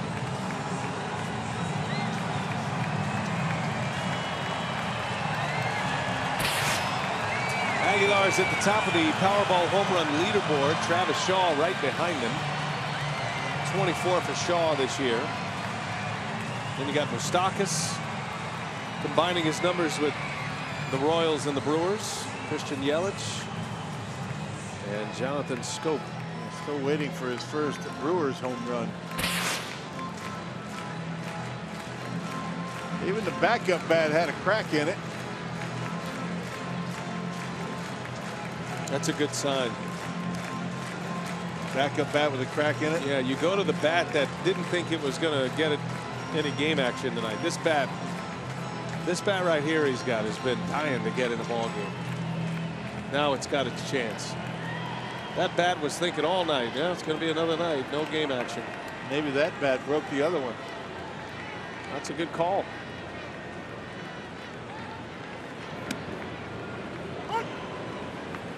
It's like the horse in the stable, the racehorse, right before the gates release, right? Bats will do that to each other. I mean, they will. I've heard that. Feeling hitterish? Very competitive. Went from a BP bat to a gamer bat. Even though he's down 0-2. In the air to right field. Shaw's going to watch it fly. Welcome to the game, Bat. Well done. Brewers take the lead 3-2. Bernie hits the slide. And Shaw with his 25th of the year. And it's all about the bat. Well done, Travis Shaw. Well done. Well called, partner. On an 0-2 pitch. Put me in, coach, says the bat. That's a big home run for the Brewers. Now they have the lead in the late innings, and Shaw has got that scowl on his face. Aguilar with the 2-strike single to right. Shaw with the 2-strike home run to right. Nobody out. Here's Ryan Braun. And now the bat is in the gamer box in the dugout. No doubt. Rewarded for good work. Handle with care from now on. It's been rolling around on the concrete for the last 3 days. Traveling on all kinds of trips. Never been taken out of the bat bag. Braun gets under one, had him out in front. Jeanette for the out number 1. Yep, an 0-2 pitch. There's that 2-seam fastball. You can see Buck Tucker Barnhart reaching for it. That's never good news for a pitcher. He just missed one his first time up. He straightened it out a little bit this time, and it gives the Brewers a lead. Kind of tomahawked that one out of here. Shaw, who rarely shows any emotion or any histrionics at all, had a little glare for that Brewers dugout. A little sass with that home run. Shaw has home runs now in 2 of his last 3 games. He gets them in bunches. On pace for another 30-homer season. No balls and a strike on Scope. 3-2 Brewers now in the 6th. That inside fastball is tying up Jonathan Scope. That's the pitch Bailey got him to hit into a 5-4-3 double play back in the 4th.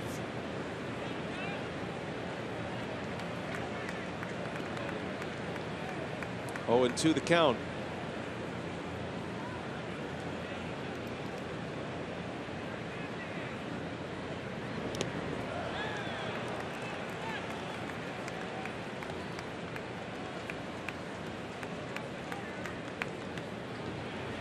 Josh Hader getting loose. That is because you have the heart of the order coming up. Jeanette, Suarez, and Tucker. Jeanette and Tucker are lefties. 1-2 pitch. 2-2 now on Scope. Yeah, Hader had a long layoff during the road trip, and he pitched yesterday, got a save. Back at it tonight.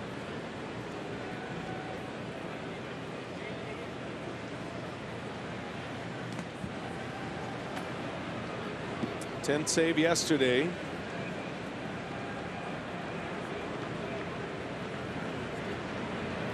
Scope, little jam shot out to Jeanette for the out. 2 gone now.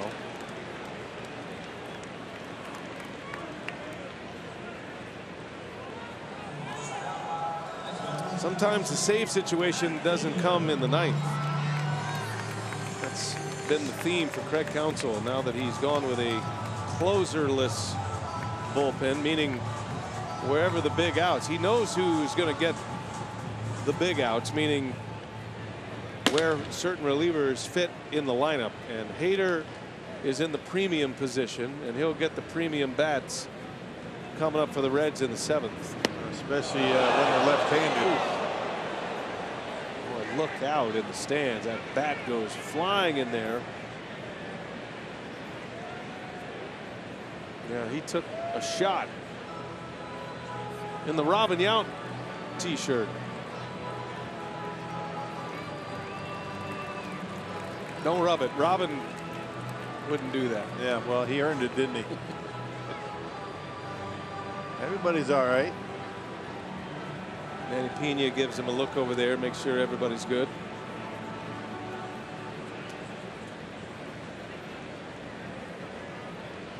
Two outs. And the 0-1. Pena hits it into left center. That's going to fall a base hit. Manny thinking about 2, and he will take the big turn and retreat.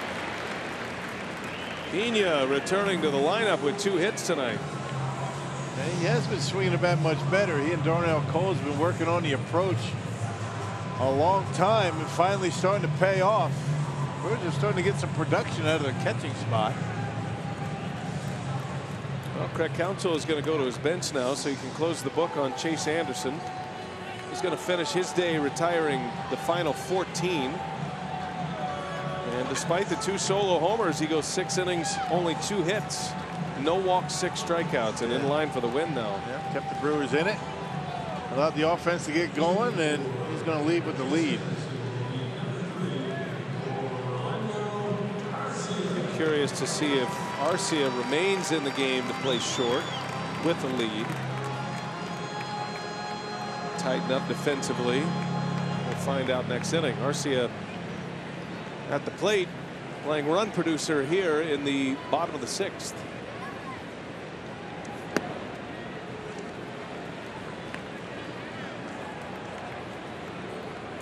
Chase Anderson's 6 innings, retires 18 of 20, and his last 14 in a row.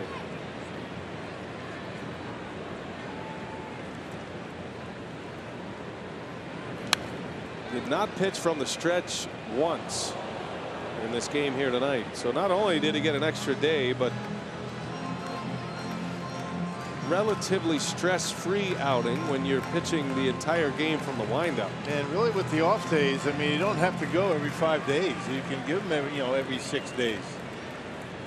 Good job by Chase, keeping the Brewers close enough.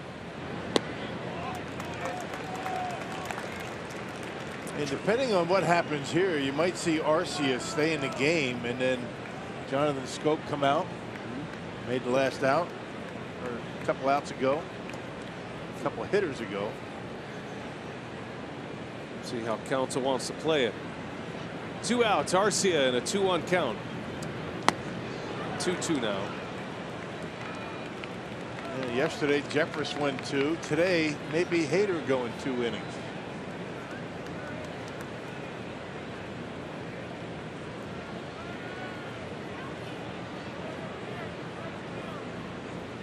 That guy's probably not available tonight, Jeremy Jeffress.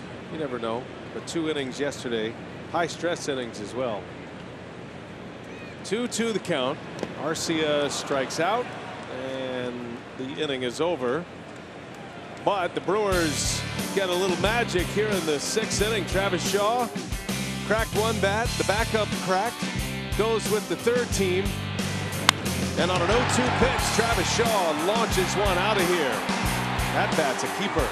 2-run blast. Brewers lead 3-2.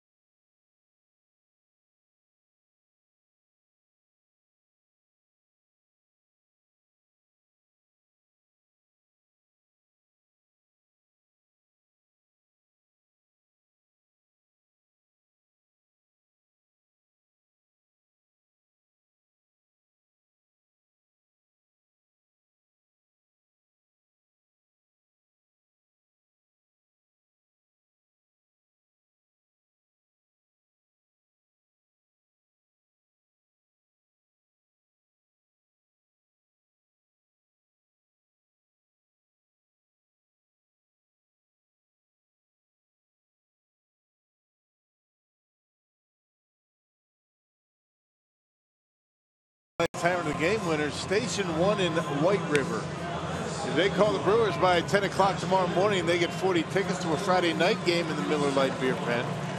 It's offered courtesy of the Tavern League of Wisconsin and Miller Lite. You know, Whitewater, I should say White River, does not appear on any maps. So if you're from White River, that one says White Water. The card says White River. So if you're from any of those two cities, let us know and tell us where you're from or where you're at. I don't like where any of that went. The Tavern of the Game was a double bogey tonight. Yeah, well, it's not your fault. I got confused with the graphic and the card. So Orlando Arcia stays in for the Brewers. He'll play short. Schoop is out. Put Hader in Schoop's spot in the batting order. Gives Counsell the option to use Hader for multiple innings if he chooses. I know where Whitewater is. Yeah. I mean, everybody knows where that is. That's like 45 minutes from here. I've been there plenty. 3-2 Brewers. They lead it now after the Travis Shaw homer. Jeanette leads off. Hader misses low. 2-0 the count. He's been tremendous. I mean, 41 appearances now, 152 earned run average. Picked up that save yesterday at 3 up, 3 down, 9th. A couple of strikeouts in there. 2-0 pitch and a big chopper. Arcia gloves it, fires to first in time. Makes it look easy. That's why you love him at shortstop. The guy can pick it with the best of them.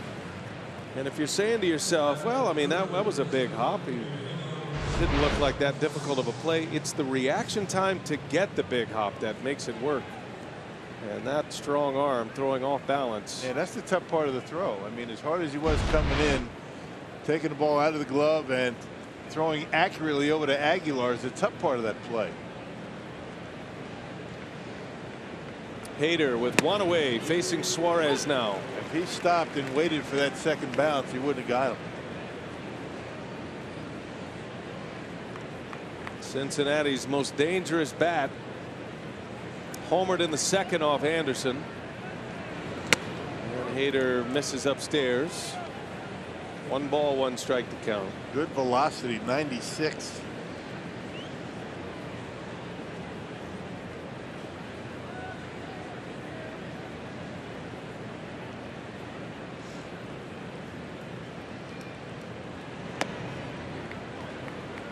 We have an update on the Tavern of the Game. It was White Water, which is why we couldn't find White River on the map. But there is a White River. Isn't that the one that goes into Lake Geneva? I don't know. I'm pretty sure. Okay. I don't know. I just feel like tomorrow we got to be better. But yeah, I'm telling you. When I say we, I mean you. Yeah, you know how long Mike Faulkner looked up trying to find where White River was? They spent a half an hour on that project. Say hello to all our friends in White River tonight. And White Water. 2-2 to Suarez. Missed badly inside.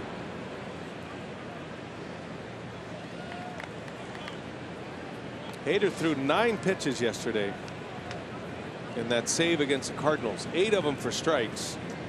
The last out was a scare. Jed Jerko hit a deep fly ball to right that Broxton caught just in front of the wall. Would have tied the game. Yeah, it sounded like a home run off the bat. Stayed in the ballpark. Full count to Suarez. 3-2 Brewers. Suarez jam shot foul. Ate him up with the fastball. He's throwing hard tonight. High is 97 miles an hour.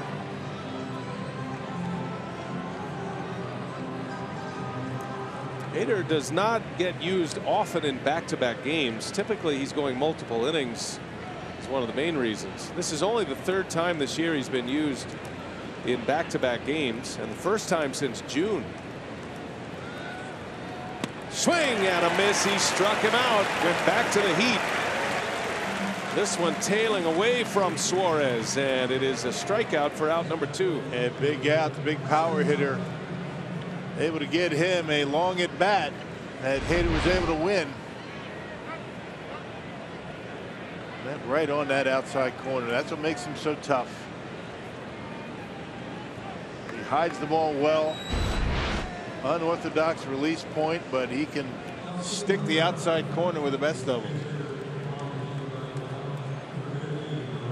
Dilson Herrera is going to pinch hit for the left-hander Tucker.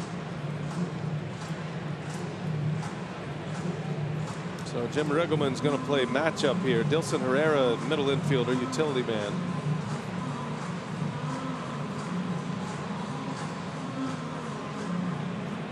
We might see a Scooter Gennett at first base sighting next inning.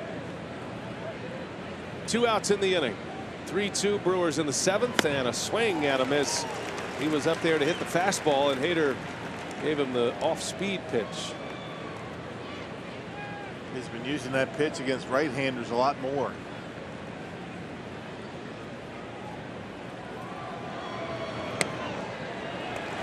Oh, and 2 the count.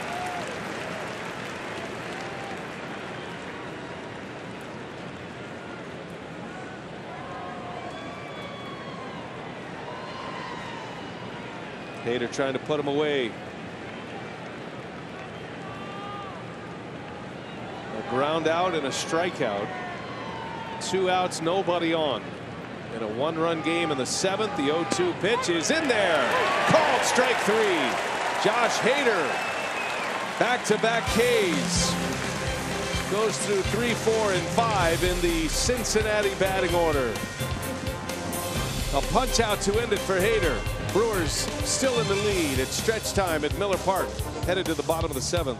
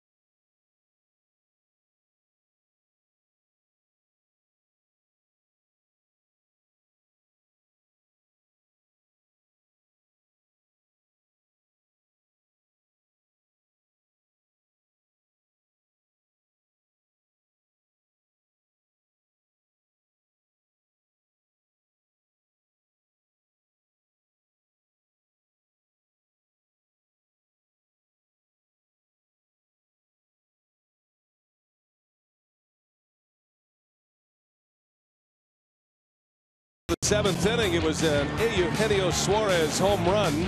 Put the Reds on the board. That was to lead off the 2nd inning. And then later that inning, Phillip Ervin homered. 2 solo shots against Chase Anderson. Those were the only 2 hits and the only 2 runs he would allow through 6. Christian Yelich put the Brewers on the board in the 5th. 1-out home run, his 20th of the year. And then the big blow of the game was a Travis Shaw 2-run homer as Yelich trying to bunt his way on. Travis Shaw with an 0-2 2-run home run to turn it from a 2-1 deficit to a 3-2 lead. That came in the 6th inning, last inning, and that's where we sit. Dilson Herrera is going to play left field. So he pinch hits for Tucker, strikes out, and will stay in to play left. Cody Reed is the new pitcher. Yeah, he got called up on August 13th. He's been up and down a couple of different times. 3rd different time with the Reds. He was on the opening day roster, but didn't last very long. Yelich into center field. That ball's hit well, but not well enough as Hamilton will run it down. Might have just missed it on the bat. Yeah, right on the end a little bit. Had the look and the sound, but not the result. And Yelich is retired. 1 out of 4 tonight for Yelich, but his 20th homer of the season. One away for Lorenzo Cain.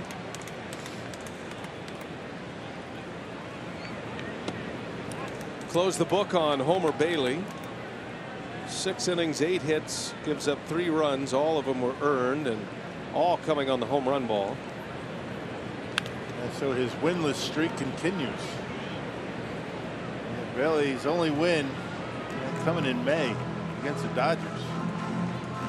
If the Brewers can hang on to this lead, it means the Reds would be 1-16 in Homer Bailey starts this year. 1 ball, 1 strike. 1-2.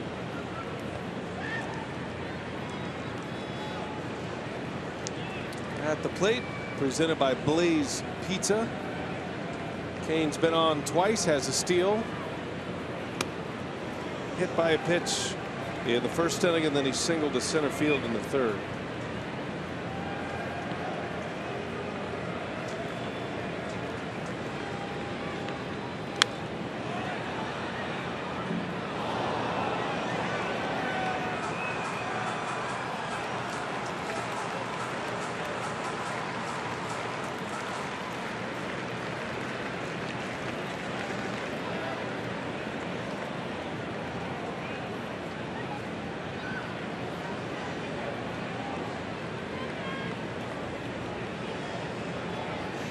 Two to Cain. On the ground in the hole. Backhanded. Peraza. Long throw. Not in time. Infield hit for Lorenzo Cain. Yeah, you can't teach that, can you? Well, the way he busted down the line, he was thinking about a base hit right out of the batter's box. He knew that Peraza had to go in the hole. You figure the Reds are going to take a look at it. He is busting it down that line. As soon as you make contact, look how quickly he gets out of the box. Good throw by Peraza, but a little bit too late. Well, it looks like the Reds want the umpires to take a look at it. Bang, bang play. I guess if you're the Reds, why not? What do you have to lose? It's got to hit leather in the glove. Right there, and that's a little too close, right? Wow. Who knows? You would think. We're not in the predicting game anymore. I've given up on that. Yeah, the call on the field of safe, there has to be convincing evidence to overturn. So they'll take a look at it in New York. A challenge by the Reds. Replay center in Chelsea, New York, and there are active Major League umpires in that facility. At this point in the game, why not? I mean, you might get you know, the call overturned. You got a base stealer on base with 1 out. Good gamble for Jim Riggleman. Fans here getting a look at some of the replays on the big board. They are convinced that he's safe. Umpires on the field no longer in control. They're watching the big board as well. The question is, when does the baseball hit the glove? That's the thing. I mean, can anybody tell that? Call on the field safe. Trip Gibson's the first base umpire who made the call. He's on the left, and then the crew chief, Hunter Wendelstedt. I was with this crew in New York last night. I could have given them a ride yesterday afternoon. To the airport or from New York? Oh, anywhere. We're all on the same travel plan. Let's see what the call is here. Safe. Cain all smiles with the base hit. Another hit, couple of them tonight. On base for the 3rd time. Call stands is the official word from Chelsea, New York. That means they didn't have enough evidence to overturn. All right, Moustakas stepping in now. Chance to stretch this lead. Cain already has a stolen base in this game. Didn't look like he was interested in running against this left-hander. Yeah, got to get a read on the move. where the Brewers have been looking at Reed to move to first base. That's Eddie Cedar's responsibility. Moustakas into center field. Hamilton will run it down to get the second out, and retreating to first is Kane. A couple of loud outs from left-handed hitters against this guy.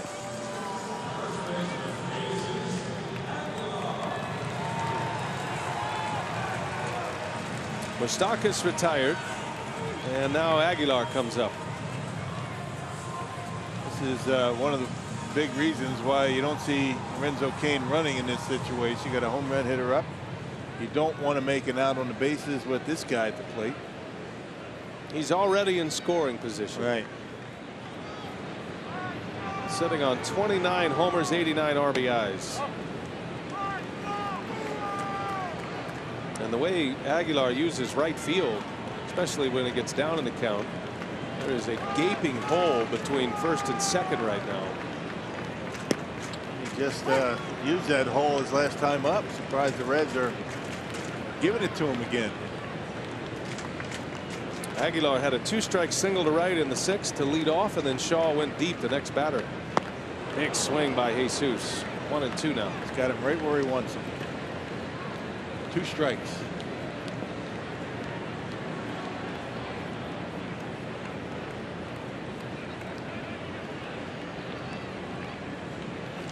Aguilar up the middle. Jeanette ranges over. Throw to second, not in time. Heck of a play by Jeanette, but Kane hustling all the way, and that'll be a base hit for Jesus Aguilar. It's another 2-strike hit. And his 3rd hit of the game. Well, that's why, you know, the Reds had Jeanette where he was, up the middle, but not able to get to it in time to get Kane at second. Guy's amazing with 2 strikes. Amazing. Fastball in, he gets jammed, but muscles it out there. Left field side of the bag, and Jeanette not able to get the throw off in time. Interesting here. Craig Counsell with a 3-2 lead is going to play matchup, and is sending Hernan Perez to the plate. This is just as much for defense as it is anything else. It's going to force Riggleman's hand. Yeah, you figure Perez would go in defensively for Shaw, and that's going to bring Jared Hughes in the game. So a pitching change here at Miller Park. 3-2 Brewers lead and threatening.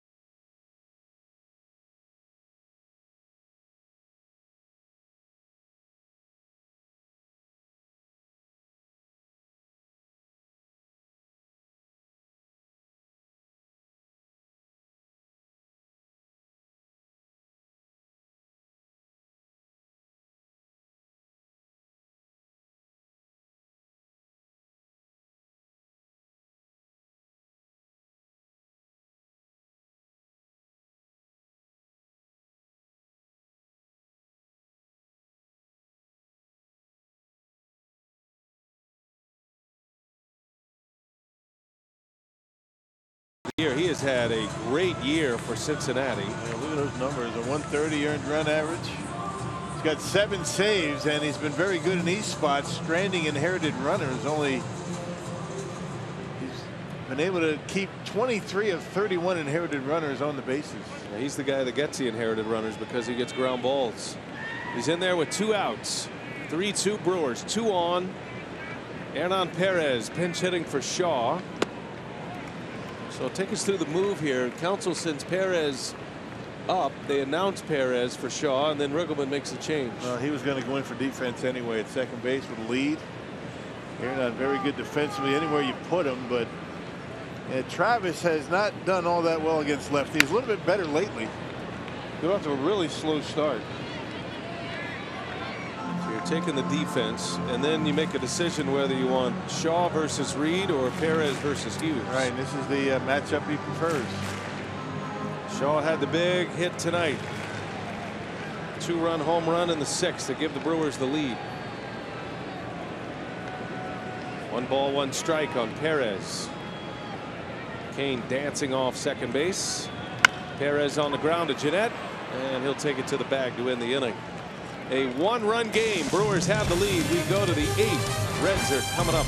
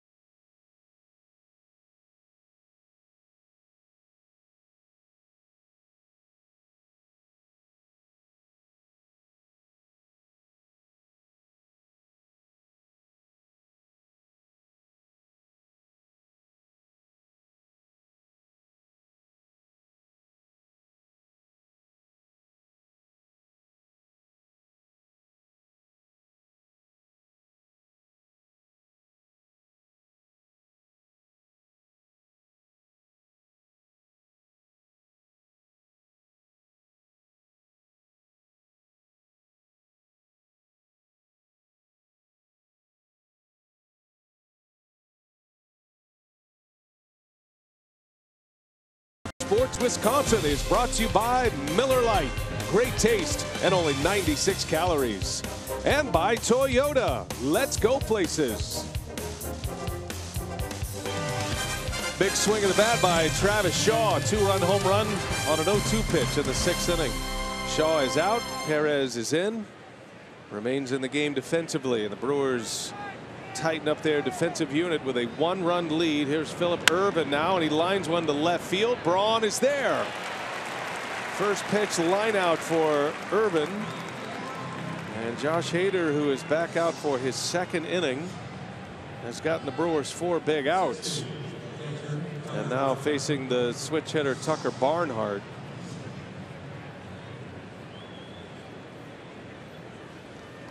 Hader with 2 Ks in the 7th.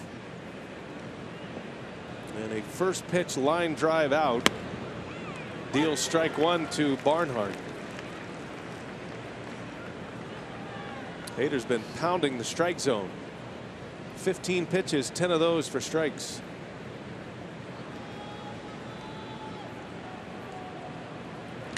Got him to chase. 0-2 now. Just amazing how he's able to command that fastball in the corner. Just dots the eye out there consistently. That tailing fastball, the pitch that struck out Eugenio Suarez, the big bat in this Reds lineup.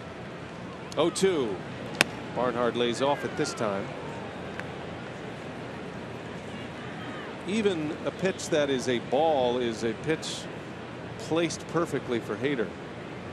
Just to see if Barnhart would chase it again. Pena sets up inside. Hader hits the spot. Pinpoint command. Yeah, is that something or what? I mean, away. He comes inside, and you really only get 1 shot at that pitch when you've had 3 consecutive pitches on the outside part of the plate. Pena sneaks inside. Look at the way he puts that ball right on the corner at 95 miles an hour. That is a perfect pitch. Well set up as well. With the funky mechanics, able to have the great command. Just keep an eye on Pena's glove. That one misses down and in, but he got a half swing, unable to check it. Brandon Dixon. Looked like a pretty good pitch anyway.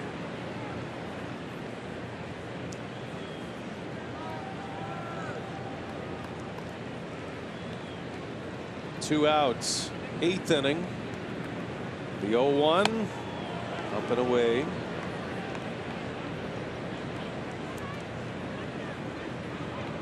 Dixon getting the start at first base. Former Dodger minor leaguer. He was part of that Todd Frazier deal, that 3-team swap with the Dodgers, the Reds, and the White Sox. That just missed inside. 2-1 now. That's a pretty good pitch too.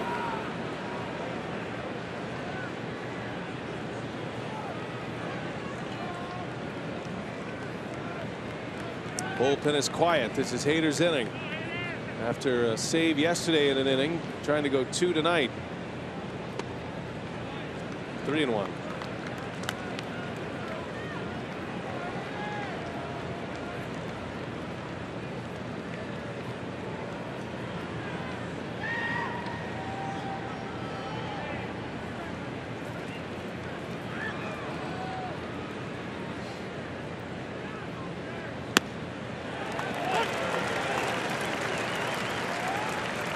Can't run across any better than that on a 3-1 pitch. Yeah, no kidding. I mean, and you can't hit it, and you might as well just take it. This crowd wanting another strikeout from Hader. He's got 3 already. 3 of the 5 outs have been Ks. Back to that outside fastball, and Dixon steps out.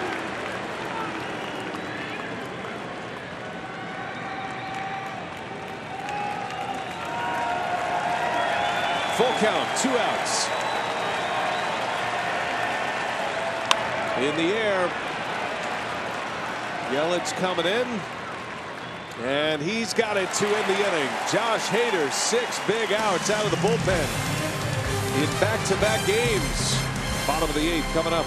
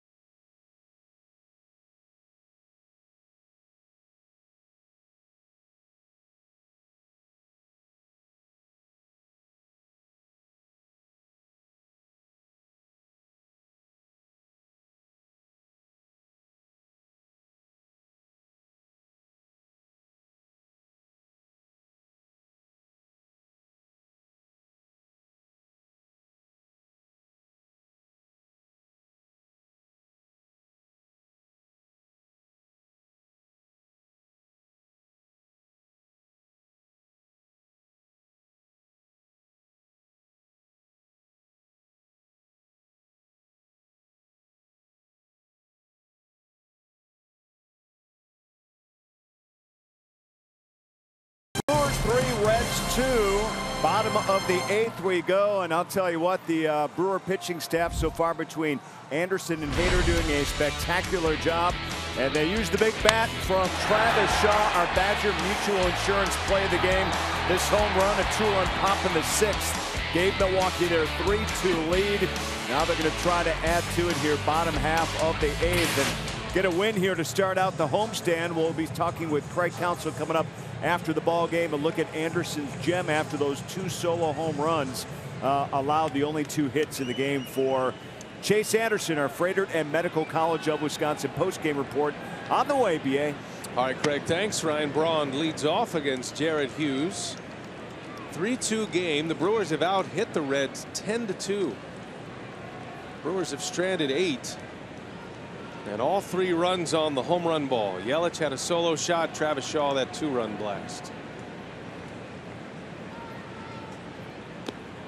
Well, the Brewers might have wanted to stay away from Jeffress tonight, but in this situation, it is Jeremy Jeffress who is loosening in the bullpen.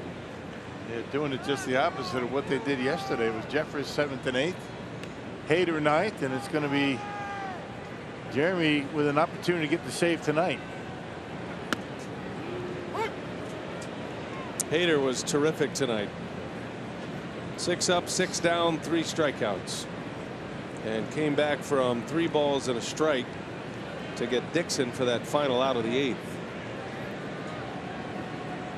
2 balls and a strike on Braun. Remember, the pitcher spot is due next after a double switch. Looks like Keon Broxton will get that at bat. He's already moved on deck.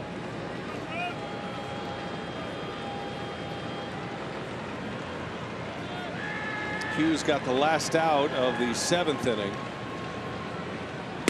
And Braun takes a strike. 3-2 now. Yeah, remaining on the bench, Eric Thames, Eric Kratz, and Keon Broxton. Garcia is in. Perez is in. The new Keystone combo at short and second.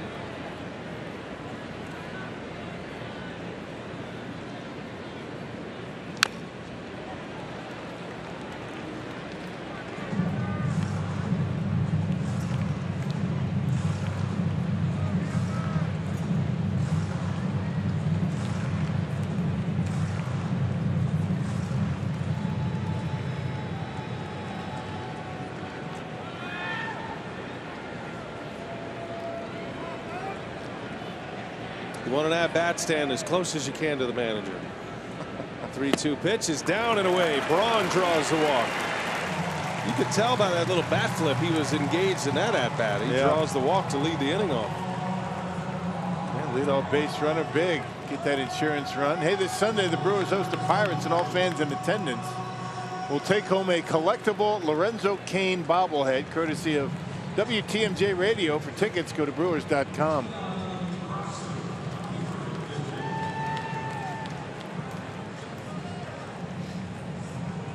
Here's Keon Broxton.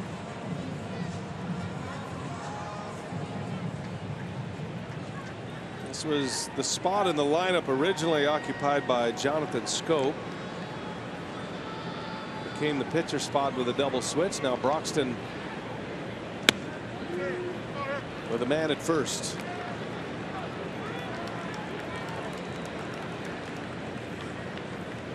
They might see Keon stay in the game defensively.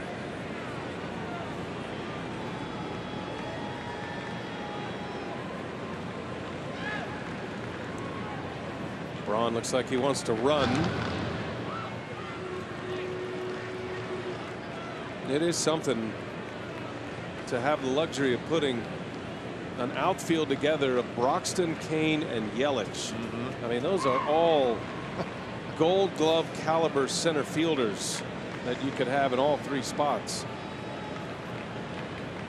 Broxton finished the game yesterday in right field. Made that catch for the final out with his back up against the wall. Broxton in right. He moved Yelich over to left, drawn out. That was yesterday. Braun's got a big lead. 2-0 the count. There he goes. Then he stops, and Broxton takes a strike. Yeah, a little slide step from Hughes. A little bit quicker to home plate. Only 6 for 8 in stolen base attempts.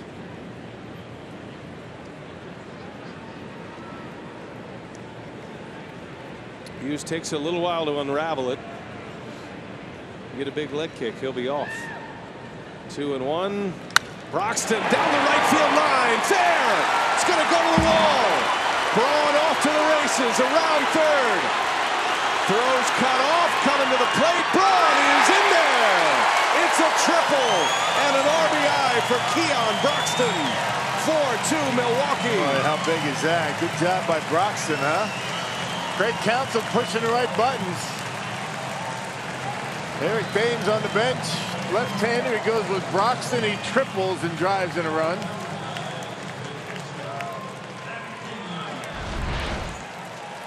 That two-seam fastball out away from Broxton, and he just rips it down the right field line. Ryan Braun with good speed. Able to score ahead of the throw. That is a big run right there. Gives the Brewers a 2-run cushion.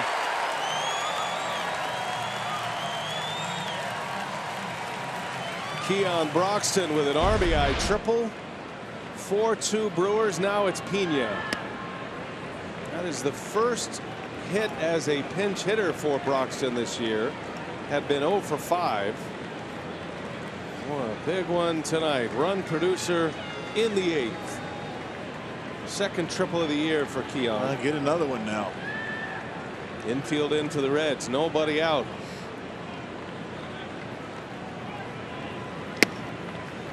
Pena just trying to, at the very least, hit one in the air to the outfield. Yeah, which is not easy to do against Hughes. He's a big-time ground ball guy, but you know, before you have 2 strikes, make sure he gets one up in the zone if you can. The one that Broxton hit was up. 1 ball, 1 strike. In the air center, that's plenty. Hamilton is back, he's got it, and Broxton will jog in. Sac fly, RBI for Manny Pena, and it's 5-2 Milwaukee.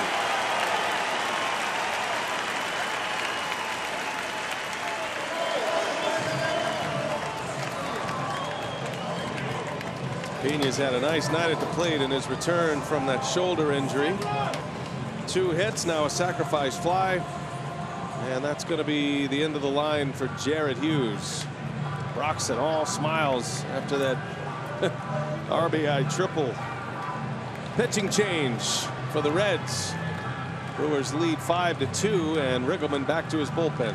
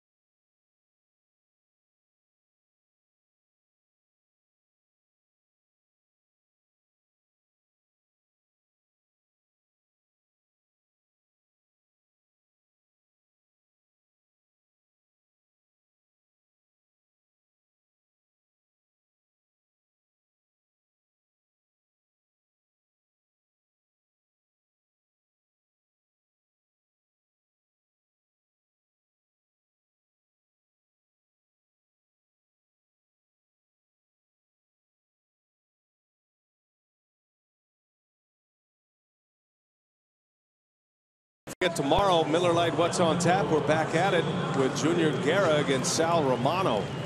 Airtime 6:30. First pitch just after 7 Central Time. Brewers Reds game 2. Second game of the 6-game homestand. And Junior looking for a bounce back. Got roughed up against the Cubs his last time out at Wrigley Field. Wandy Peralta started the year with the Reds. Got sent down. Got called back up in July. And Arcia greets him with a first pitch base hit. And with 1 out, the Brewers trying to get it all started up again. Hit number 12 of the night for Milwaukee. And Brewers have not been retired in order all night. They've been knocking at the door throughout the game, able to cash in last few innings. That's a 3-run lead right now. Darnell Coles has seen his offense add to it, and that means Council is going to get Taylor Williams active. One more run. It's not a save situation.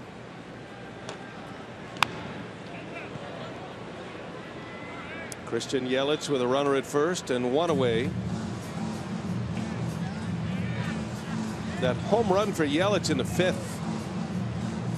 He scored his 85th run of the year. Only Charlie Blackmon has scored more runs in the National League. Blackmon has 89 runs scored. There is an art to scoring runs. If anybody tells you otherwise, they're wrong.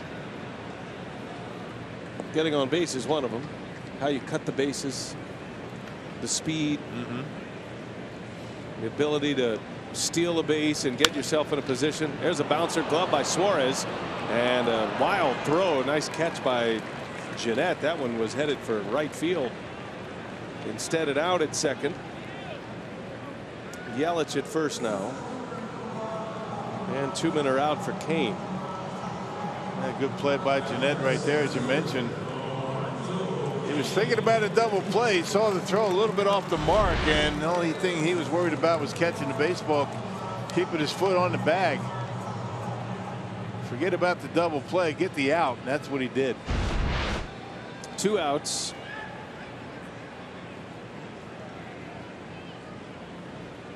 Yelich a threat to run at first. And Kane takes a ball inside.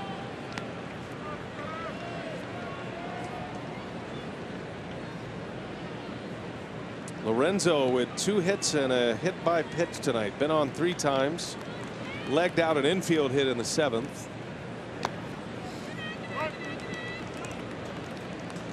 Kane's batting average right now is .305.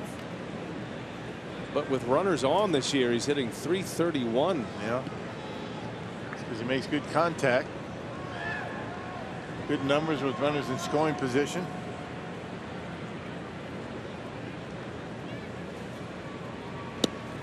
Started the day 8th in the league in batting.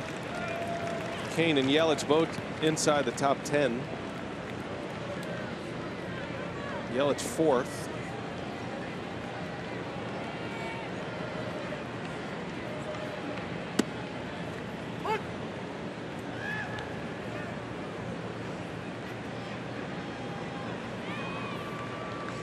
Brewers have scored twice. They lead by 3. They were trailing 2-0 until the Yelich homer in the 5th, and then Shaw hit a 2-run shot to give him the lead. Kane into center.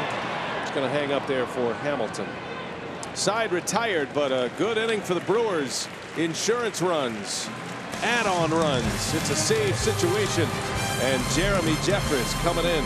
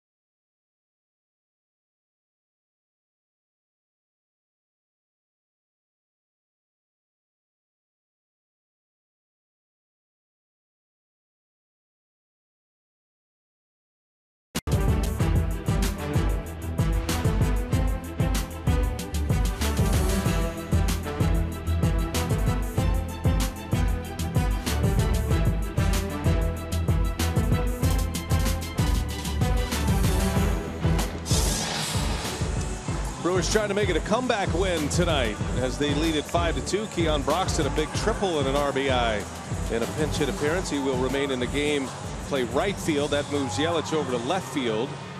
So that Yelich, Kane, Broxton outfield about as good as it gets in the big leagues. And Jeremy Jeffress on to try to nail it down for Milwaukee. Yeah, 58th appearance for Jeremy. Threw a couple innings in yesterday's ball game. 138 earned run. That gave up a run in that appearance. Give up a solo shot. Getting an opportunity with a 3-run lead to nail down a save. It would be his 5th. 2 innings yesterday. Jeffress with 32 pitches yesterday. Gave up a home run that snapped a long streak of homerless pitching for Jeremy Jeffress. Had gone 20 consecutive innings without a home run. Mason Williams leads off. Pinch hitting for the Reds in the 9 spot in the order. And then back to the top of the order with Hamilton and Peraza. And those 2 runs in the 8th. You get those late tack on runs that changes the complexion. Yeah, those add-on runs, I mean, really do take the heart rate down a little bit for Jeffress. 1 ball, 1 strike. Council was able to get the last 9 outs out of Jeffress and Hader yesterday, and he's trying to do the same tonight in reverse. Hader 6 up, 6 down with 3 Ks.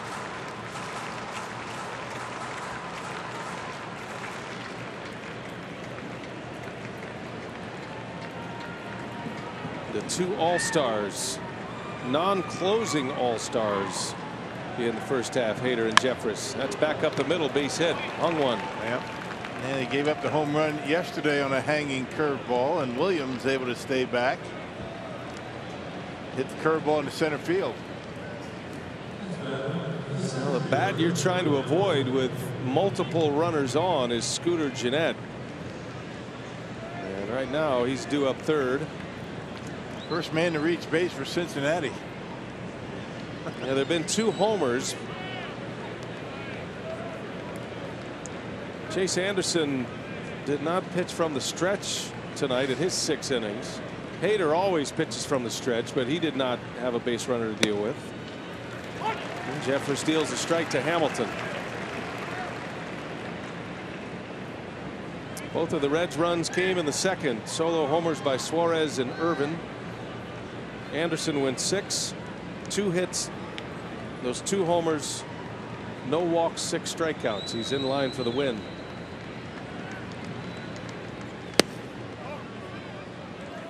Brewers got a home run from Yelich in the 5th, 2-run blast from Shaw on an 0-2 pitch in the 6th inning. And Brewers with 5 runs since the 5th inning. It's the beginning of the 5th. 1 ball, 1 strike on Hamilton. Well, it gets real interesting if Hamilton reaches. Jeffress trying to make sure that doesn't happen. He is almost impossible to double up. He'd have to hit a line shot right at an infielder on a hop. He's only been doubled up once this year.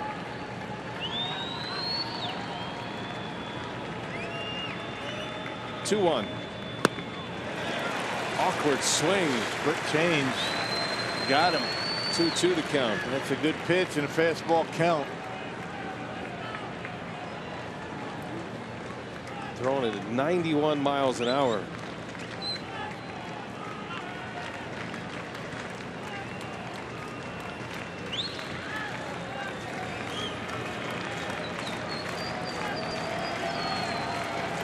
Two-two to Hamilton. He got him.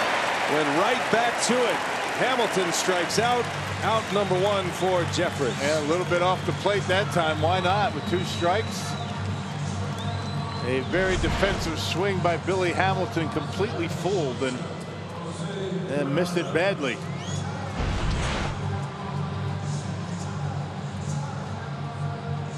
Key hitter right here for Jeffress with Gennett on deck.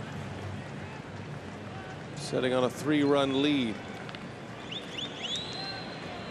Jose Peraza Takes a strike. 97 with a fastball. Peraza runs well, but he's bounced into 11 double plays this year. When Jeffress is right, he gets a lot of ground balls and strikeouts. The 0-1.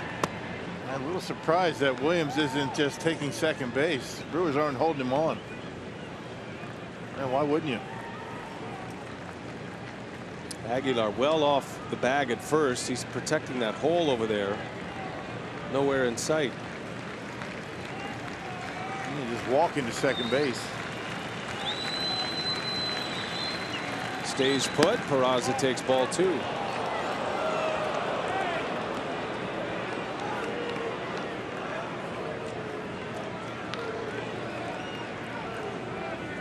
You see, you take second base like that and you guarantee at least Jeanette to get a shot. He can hit the ball out of the ballpark.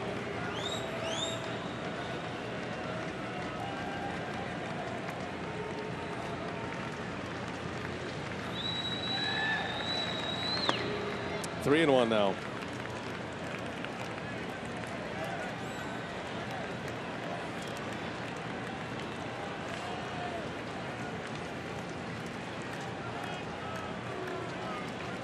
Derek Johnson, the pitching coach, a pained look, knowing what is looming next. Jeanette's the last guy you want to face with 2 on. Hitters count for Peraza. 3 balls, 1 strike. And Jeffress lost him. And the tying run will come to the plate. And a low ball hitter in Scooter Jeanette. And you know, those 30+ pitches for Jeffress, you know, the deeper he goes in this inning, and the more that's going to have an effect. 14 pitches right now after 2 innings yesterday. Pena takes a mound visit. And it's not always velocity that's affected, it's command in a lot of cases.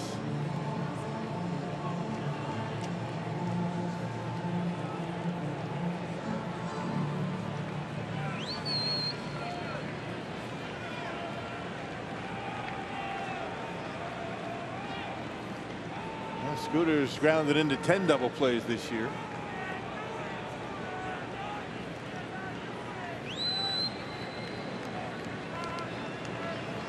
Brewers have their best infield group on the field right now. Excellent all the way around. 2 on, 1 away. Tying run at the plate. Brewers scored twice in the bottom of the 8th to take a 5-2 lead. Jeanette on the ground. Moustakas, he's got it.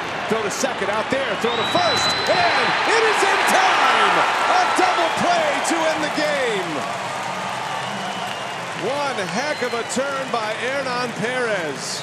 And who had a long way to go. And Moustakas had to wait because it took a while for Perez to get to second base. Ordinarily, you'd think the Reds would take a look at it, but they're out of challenges. You see the hesitation, foot on the bag, not able to get much on the throw. Clearly out at first. Good job by the Brewers infield. Wow. What a finish to this game. The Brewers get some big hits, big homers, excellent defense, and Jeffress earns his 5th save of the year. Jeffress and Hader get the last 9 outs to secure the win for Chase Anderson. Shaking hands at Miller Park. The Brewers win the opener of this 3-game series. Sets us up for Brewers Live. Let's send it out to Craig Kashawn in Nelly's Corner. Craig? All right, BA, good game tonight. What a start to the homestand, a 5-2 win. Of course, we're going to hear from Craig Counsell. Sophia's got post-game interviews standing by at the dugout. Get you set for game 2. What a gem, though, by Anderson and that staff. Coming right back.